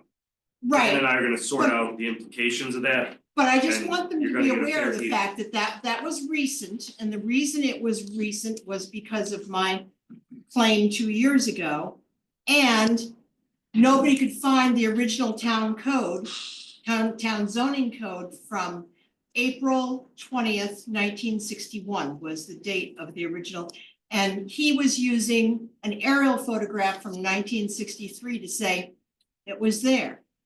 Let's, I Okay. think what we need to do is have the two of you get together and Thank you. decide how we will frame going further. I mean, there's no way we can make a decision tonight. Can you not make a decision on the major home occupation tonight? Yeah, if we don't combine it, can we at least get that solved tonight? I mean, We're it's afraid a he's home gonna bring occupation. all that stuff back, Yeah, and he will. I mean, even if we say we're gonna close the public hearing about the issue of it being a major, we have 62 days before we have to make a decision. Right. I think it would make more sense for us to, you know, have them go through some of these things together and then, you know, let us complete the public hearing and then make a decision. If you can issue a stop work order for that boathouse, can't you issue a stop work order for any new work on the quarry until this thing is decided and ironed out, until there's protection in place? The zoning board can't. That's not a stop work. The zoning board. Well, how about the building inspector? Right. I'm not gonna get into that. I understand the point. I understand your point. I think having talked to you as a group, I understand where you want this to go, and I think the best way to do that would be give a chance for me and Dan to iron things out. So he was But it's your notified choice. of the complaints, correct? Yes. And would that notification have indicated that they would be heard tonight? Yep. I want to add one more thing. There is a discharge on my property that goes into the Canada Void from gravel pit. And I think if the DEC would have seen what I see after the rainfall, they would close that down immediately. We might be able to, I mean, local people can probably take a look too. We have lake people that might wanna take a peek at that, Kevin Mulvaney and all those guys. Go ahead. Chris, do you know when parents were notified of this meeting? I don't know. I'm not in the notification department. Okay. You probably don't know why they're not here. I'm sorry. So just to speak to any discharges in the lake, that area is underneath the jurisdiction of Ontario County DPW and their MS4 stormwater management program, not the town of Canandaigua MS4 area. All right, so any complaints regarding discharges from outfalls that pass under through Goes to county. County Road 16 should be directed there. Is that a culvert that runs under County Road 16? Okay. Yeah. Should be directed to who? I'm sorry, I couldn't hear. The county. Reach out to the County Department of Public Works Stormwater Management.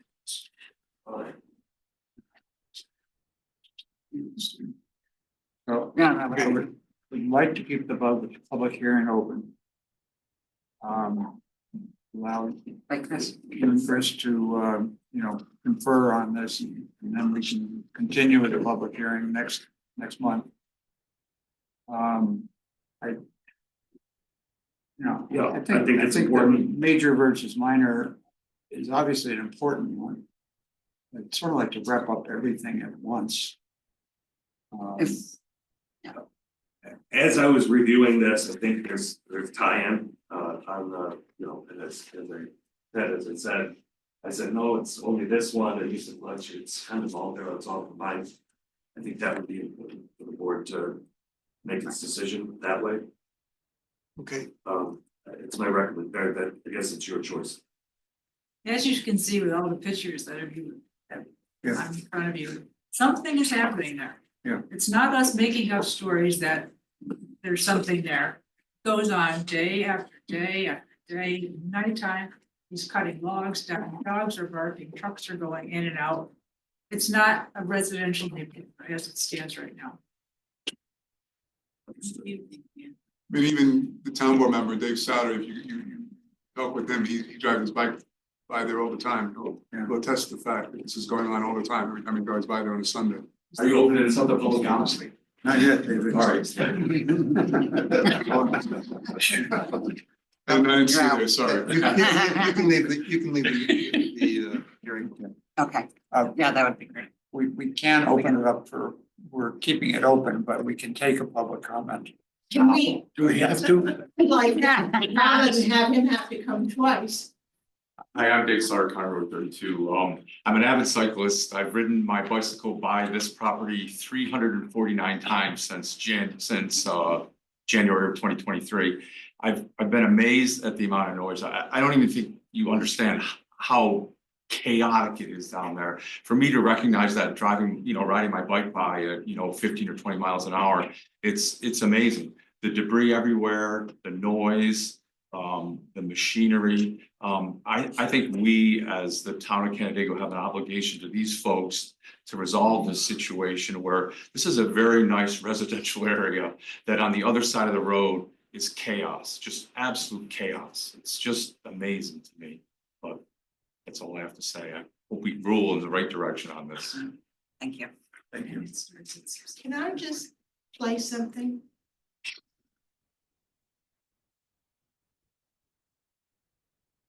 Sounds like my Jackhammer. Sounds like a solar panel. You're gonna slam me with a hammer? This is for my property, so it's 300 yards away. What's the piece of It's equipment? Is that a generator? Some sort of a power wrench. The compressor. Get The lug nuts. the wheel off. Yeah, got it. And That's going on at times you would not believe. And every once in a while it releases air. Yeah. Pressure. Interesting. no, that was a backing up with the trucks. Okay, that's just from my house. Okay, folks, thank you. Thank You all you. very much. Thank you, and we'll pick this up again Yeah. in a month. Sound good? Do we have to vote on it or no? Just continue. All right. I sent you an email with proposed language. Did you want your your, they want your packets back? Do you want your packets You back? Thank you. Sure. Thank you. Okay. All right. We have some very patient people. I know. Wow. I know. Hope it pays off.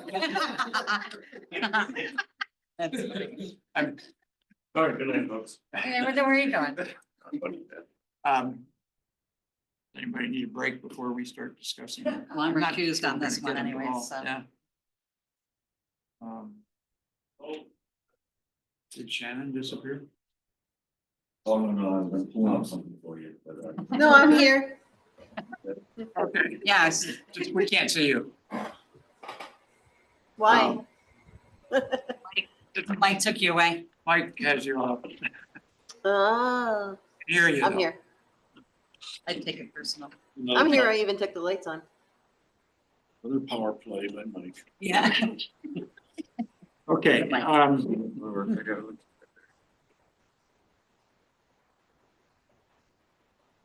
have, I'm recused, so. yeah, you're recused. We have people from Sammy's Way here. Shannon, we had this presented to us. Yep, I was gonna ask procedurally, especially if Chris is there, I can tell you exactly which ones I was here for tonight. And I was here for this one in the past. Right. I'm comfortable voting on this, but if you guys aren't comfortable with me based on not hearing this presentation tonight, No, I Shannon, think- we continued this, I think, because Yes. we wanted you to vote on this. We wanted you to be Yeah. able to vote. okay. So, discussion, I'm happy to answer. may I No, it's closed. Public hearing's closed. Again, my only problem is this is. It's not an insignificant, area. Exactly. You're talking about more than 100% of what the recommended is. Recommended 20 and it's out 42. Now that's. I'm on the same opinion.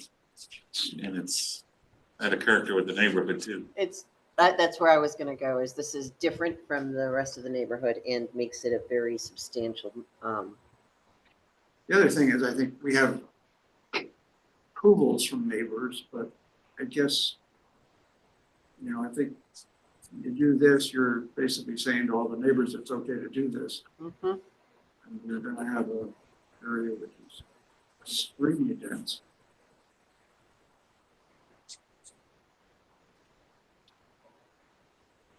Plus, we gotta take into account future neighbors. Right. You want to vote on it? Call the question. CPN 2025 031. Say, plot 5229 Sammy's Way, there's two variances. The first is, shall the front setback variance request of 11.2 feet be granted? And the second is, shall the lot coverage variance be granted? Shannon, No, Jason, No. Dave, No. Chip, No. The advantage to the applicant does not outweigh the detriment to the neighborhood. It's an extremely large variance. Which would set a bad precedent for the neighborhood.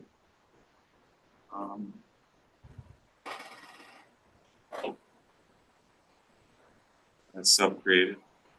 Self-created, that's, I think. It's back to what we often look at in the, along the lakeside where you can't always put everything you want in a very tiny lot.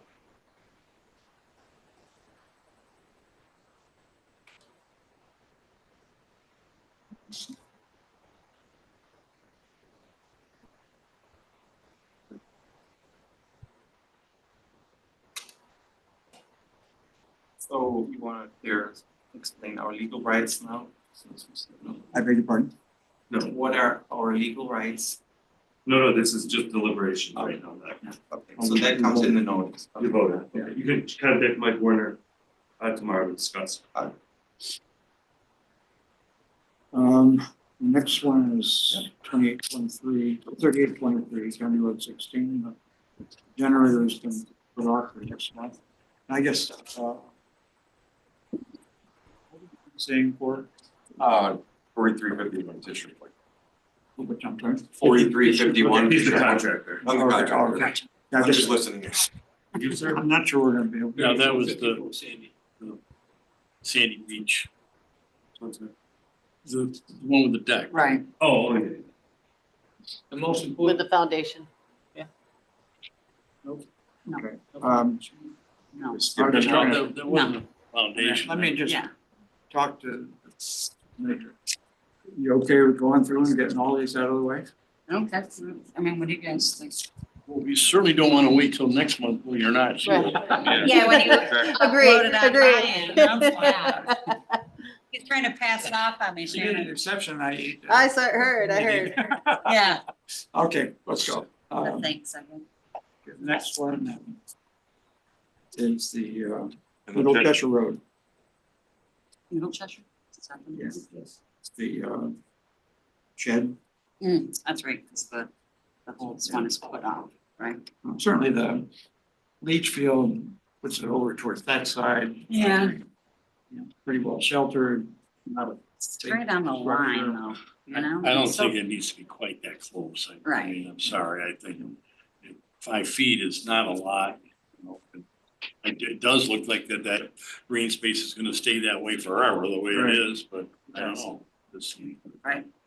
Me, it's a substantial variance, and it looked, I asked her, is it, if she were to move it farther in, could she? And the answer was yes, it's not on the leach field. I agree with where she's putting it, and that's up to her. I think it's too tight. Even 5 feet back over would have made a difference, that would make a big difference. What's that? Even 5 feet back.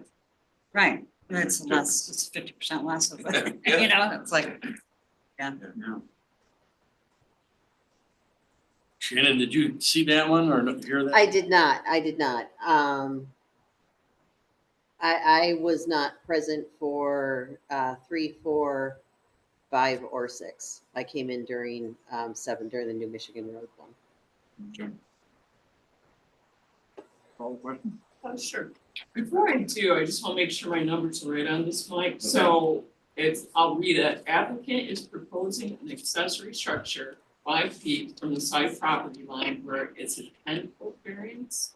Yes. Side setback Right. is needed as a 20-foot side setback is required, so that's right. It's a 15-foot side Yeah. setback that's required, Okay, so the variance is for 10 feet. it's for 10 feet. Oh, I just want to make sure I had it right on the sheet. Shall the side setback variance request of 10 feet be granted? Jason, No. Dave, No. Kelly, No. Jeff. Yes.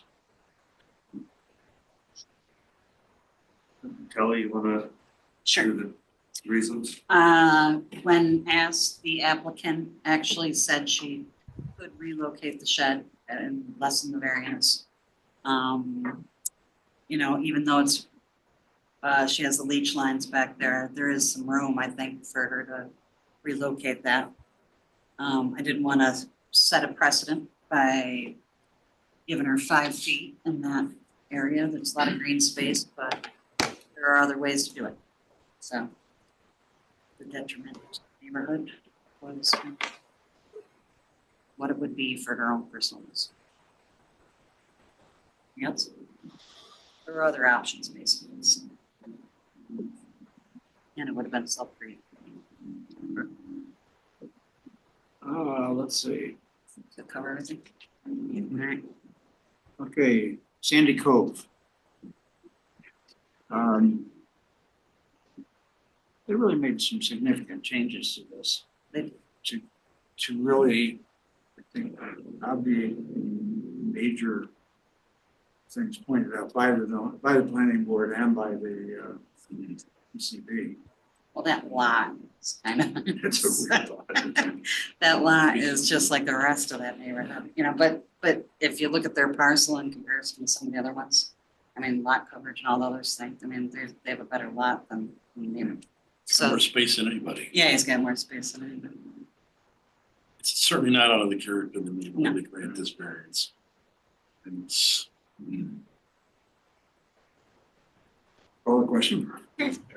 So Mike, on this one, now the lot coverage is removed, so we're not voting on that variance. And what is the exact total percentage? Because I know that. Oh, right. Existing is 20.3%, Uh-huh. they're looking for 20.9, 29, so, okay, 0.6%. 6%. Oh, I had a question. No, it was reduced, I thought, wasn't it? Yeah, they have reduced. Okay. Yeah. And the So it fence should be- dropped out, right? Yeah. So it should be 5.90, it dropped down 0.5. It's going down, no, it's not, it's. No, it's, yeah, what was that? Yeah, it's just 20% is what they're looking Oh, for. Yes. okay. Now the request of 0.6% for building lot coverage variance be granted. Jason, Yes.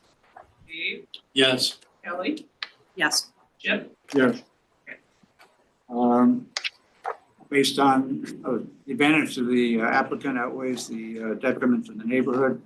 It's based on the information provided to us tonight. Minimal variance from the minimal variance. The applicant has addressed a number of issues which have been brought up by other committees and minimize the changes that will and it is within the character of the neighborhood. And they work in the town to do some pervious versus impervious services. And they, yeah, and they got away from having to need a lot. Right, and they're saving that maple tree that everybody was all upset about that. Okay. Okay. Moving on here, let's see. 46. Have a good night. 4651, Route 21 South. This is an unusual one. Yeah, Um, yeah, I don't know.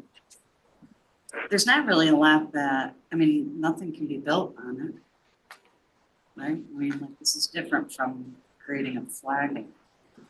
It is different than Yeah. creating a flag lot. I mean, it is a flag lot, but it's just not, no, there's never gonna be a structure on it.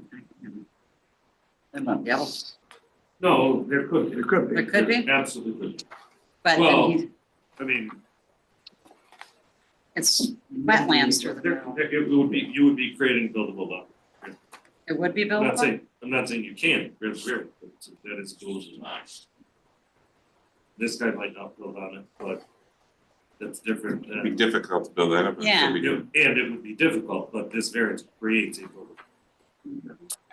That pathway is already there from before. Yeah, somebody put that there. Yeah. Yeah, Whether they added it or reduced the other roads, other lots. Yeah, that 30-foot strip is already there. yeah, Too broad strip.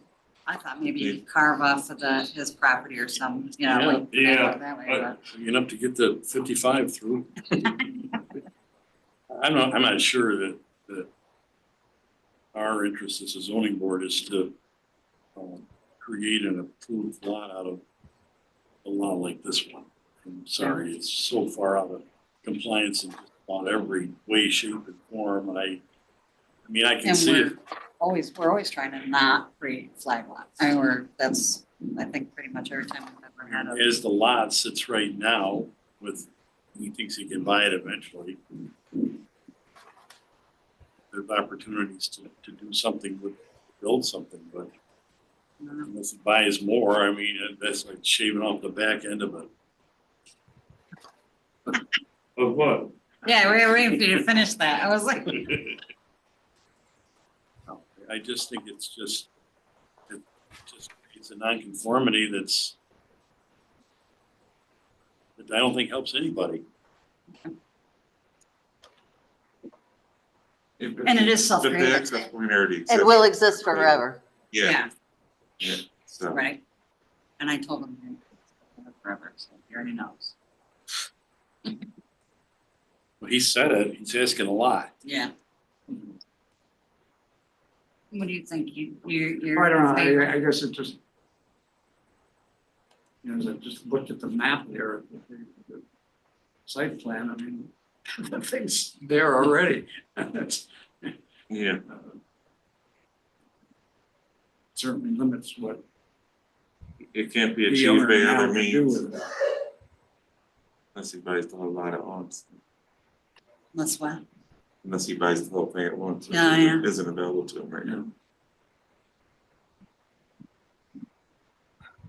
I guess it would be considered a buildable lot unless they have, I mean. They would I have think to it get would have to be approval for. considered a buildable lot, wouldn't it? Becomes a buildable lot, unless Regardless. otherwise restricted, but I didn't see the I mean, restriction. a lot of it is restricted by. Right, well, that's kind of what my Line thought up with process was. I guess if you line up with the one room deep house in that little area, it's to meet, and maybe you Shed. got that with the setbacks, you can definitely get a shed in there somehow. I'm not sure the zoning board's looking for job security here, is it? That's really all Yeah, we're right. doing, is making it difficult down the line. Alright, well. Well, maybe you are. Question? Who says you? CN 2025-052 shall the 191.53 foot requested variance for lot width be granted. Jason, Yes, Dave, No, Kelly, No, Jim. Yes. Kelly, you want to get the readings? Kelly and Dave? Sure. It's self-created. Substantial.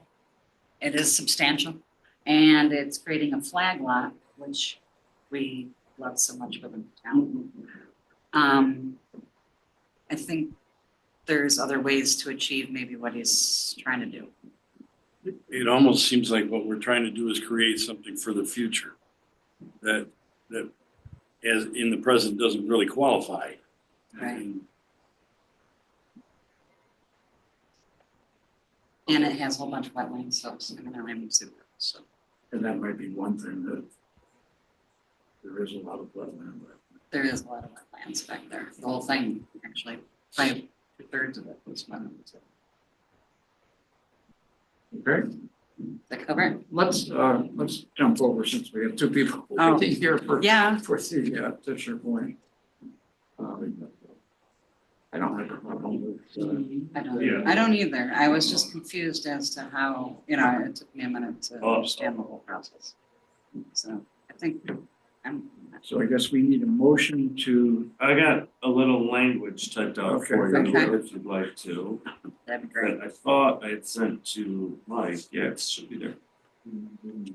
Michael Warner, okay. Motion that the zoning board of appeals hereby makes the following determination pursuant to New York State Town Law, section 267-B.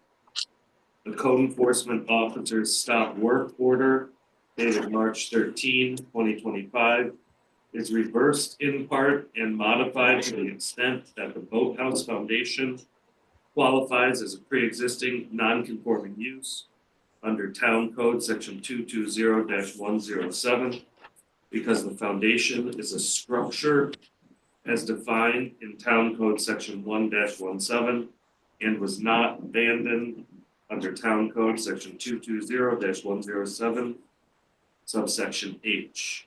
The remainder of the above described stop work order is affirmed.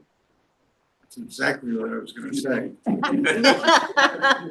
thought so. It sounded just like something. The words right out of my mouth. Okay, well, yeah, who made? I will Nice- make nicely that, I will done, make Chip. that motion. Right, For a second. I second. All in favor, we ought to have Jason. I'll wait for you to say all in favor. I was gonna raise my hand. Okay. Do we have to call this? Is it? I probably don't have to. No, vote, yeah. no. All in favor? Aye. Aye. Aye, okay. So does this All right, fit we're all- in the G? Like, Yeah. does this- Oh, yeah, it yeah. does. Okay. Yeah, that's fine. All Um, right. it does not count as a loss for the code enforcement officer. No, I know, yeah. It's more like a tie. Well, yeah, for sure. Thank you, hey, appreciate it, good luck, Rob. Call if you need anything, appreciate it, Chris, thanks everyone. I'm sending that again to Mike, let me know if you don't have it tomorrow, I'll send it twice now. No, we're not. Let's jump back to Okay. the sign on Route 5 and 20. Oh, Oh, the yeah. 5 and 20, so that's right. Why don't you touch it on the recording? There it is. Oh, can you forward it? It doesn't pop up on my screen. The sign, I mean, how much bigger are we? What is it? Well, it's a big. A lot. It's a also big a one. long way back Big from the road. Well, I wish we had some context to see how big the sign was before, what was out there, you know what I mean? Like, Yeah. I don't remember. Maybe this is one we should continue just to see if we can get. I would like Or some no, I research, just right? found it, All right with me? Get some more Well, information. see, Of course Chris- it is. We can vote on it next month if you want. This one. I don't know, I'm just wondering, I mean, I agree, I wish there was some context. Yeah, And we don't really have any. I Some can history. understand this is a hardship for them because they say they have all their signs made the same way, but oh, well. Yeah, Yeah. right. That- it becomes a custom That sign shouldn't be a after. reason why we should allow it. Right. Right, And I don't know if it is that much more substantial. yeah, I don't know either. I don't know that it would be that much. Big Lots was a big sign. It was. Can we find that anywhere? What about Sierra? What We the had them. Previous, the big lot Wait, sign it's going was? in at Big Lots? Yeah. Yeah, Oh. next one, right? It's the one in the middle, right? The Oh, Rochester linoleum, yeah. Big lots you'll see for. Rochester linoleum was a The pretty what? big Yeah. sign, right? That was a big Oh, it's sign. gonna be Halloween. What, I wonder if we had context, but that's an old. that Well, was an yeah, old this sign. is better than nothing too, so it's good for them if they can make Yeah. no other auto parts store in the town. Because there's only 12. The one that's violent might have the largest sign. There you go. We did rule on the Sierra sign and told them their request was too big. Yeah, Right. well, that sign was pretty big. Yeah. Already, yeah. So I'd like to see Big what, lots isn't huge. Big lot signs are not huge, they're like it's in the top left corner of the facade. What do you want to get? it's A only little 5 bit letters. more information about, I mean, we could get information. Big. Oh, wait, big lots, I was thinking B lots. Sierra. How much, what percentage over is this? I guess that's the big. A lot. It was Yeah, a this lot, is yeah. 190 feet bigger than it's supposed to be, or Yeah. 158 feet bigger than it's I mean, supposed that to be. is, and that's but it is a long, isn't that a long storefront? So, but they're gonna, It's a big story, yeah. yeah, but I think they're Storefront. like condensing it. It's Are they almost, going where Big Lots was or by where the furniture Next store? to it. Next to it. That's what I thought, yeah, all right. almost 3 times the allowed. It's, yeah, so I know we didn't approve any of that. I can guarantee we never approved. Well, any of that. Right, you're not going to, I mean, it's 3 times what's allowed. So Yeah. maybe continue it to see if they wanna apply. for Offer a something suggestion, yeah. Yeah, I think so. different. I mean, Well, yeah, we don't wanna close it and then have them not be able to. Cause they But if said we they could would also- reduce it. We could look up what we Yeah. disapproved on Sierra and for context. Yeah. Well, but 3 times larger than it's supposed to, and I know we didn't, Mike, can we find out? I know we're not even that close to that for on that. Decision when we get, how much we You would say no. approve or disapprove for the Yeah, Sierra well, sign. well, Terrence, so we'll. instead of Sierra what Jesus did, facade, we'll though, just- was- yeah. a fraction of this When it comes to size. sign. That's. Yeah. How many do we have that Biggest year? My question. God, every dealership that's up. Because it's so big, it allows. Yeah. Here. So that's. So we gotta put her up and keep it open. Yeah, cause they said they could reduce it. Yeah. Yeah, so Look at that. if they reduced it to the next one, which was what, 36, she said, I believe, because it was, 48, 36. Coming down, I mean, we're still getting, that's still gonna be.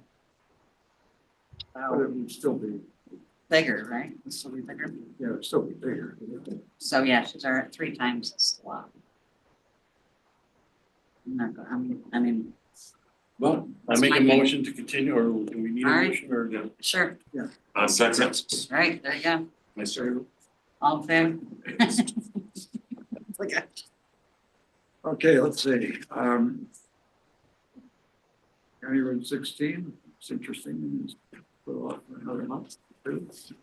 Yeah, right. And yeah. Boy, the solar thing is tough. Yeah, I think we should all dig in. Yeah, Yeah, I mean, I actually, when we look at Malone, I'm going up past, I can go up past Malone there, in that area. oh, yeah. They're just putting one on. Is it 444? Yeah. Oh, are they? Yeah. Yeah. 444 is north of Mountain. Oh, There's cause I take that way, Yeah. I take that way sometimes, Yeah, yeah. 444, I cut over. Yeah. The only thing that I kind of really can't is, Well, you know how I feel about it, Hang period. on.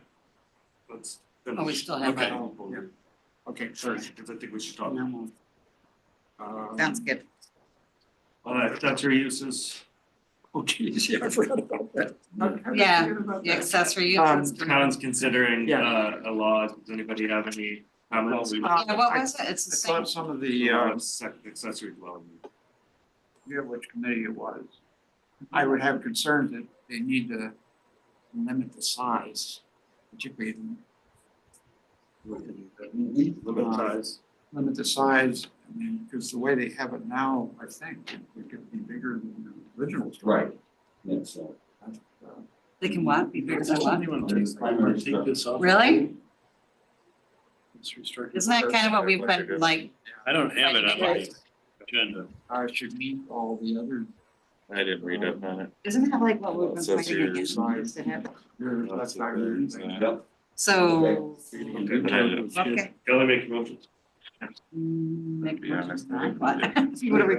Oh, Yeah, no, tonight. Oh, I make a motion, They don't- we're adjourned. You gotta vote on the Did meeting we say minutes. enough on the, Kelly, So what are we, wait, what are we doing with the Chris maybe do accessory it. structures?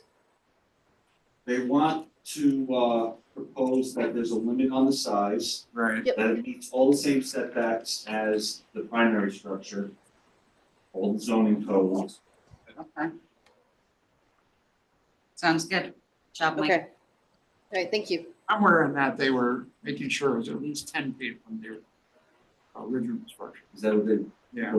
I assume they also they have I access. was actually read it a little bit, Yeah. and I'm like. There's a little fire separation distance. Okay. I'm gonna have to come. All right, anything else? That's good. Motion to Hey, adjourn? hey, I motion.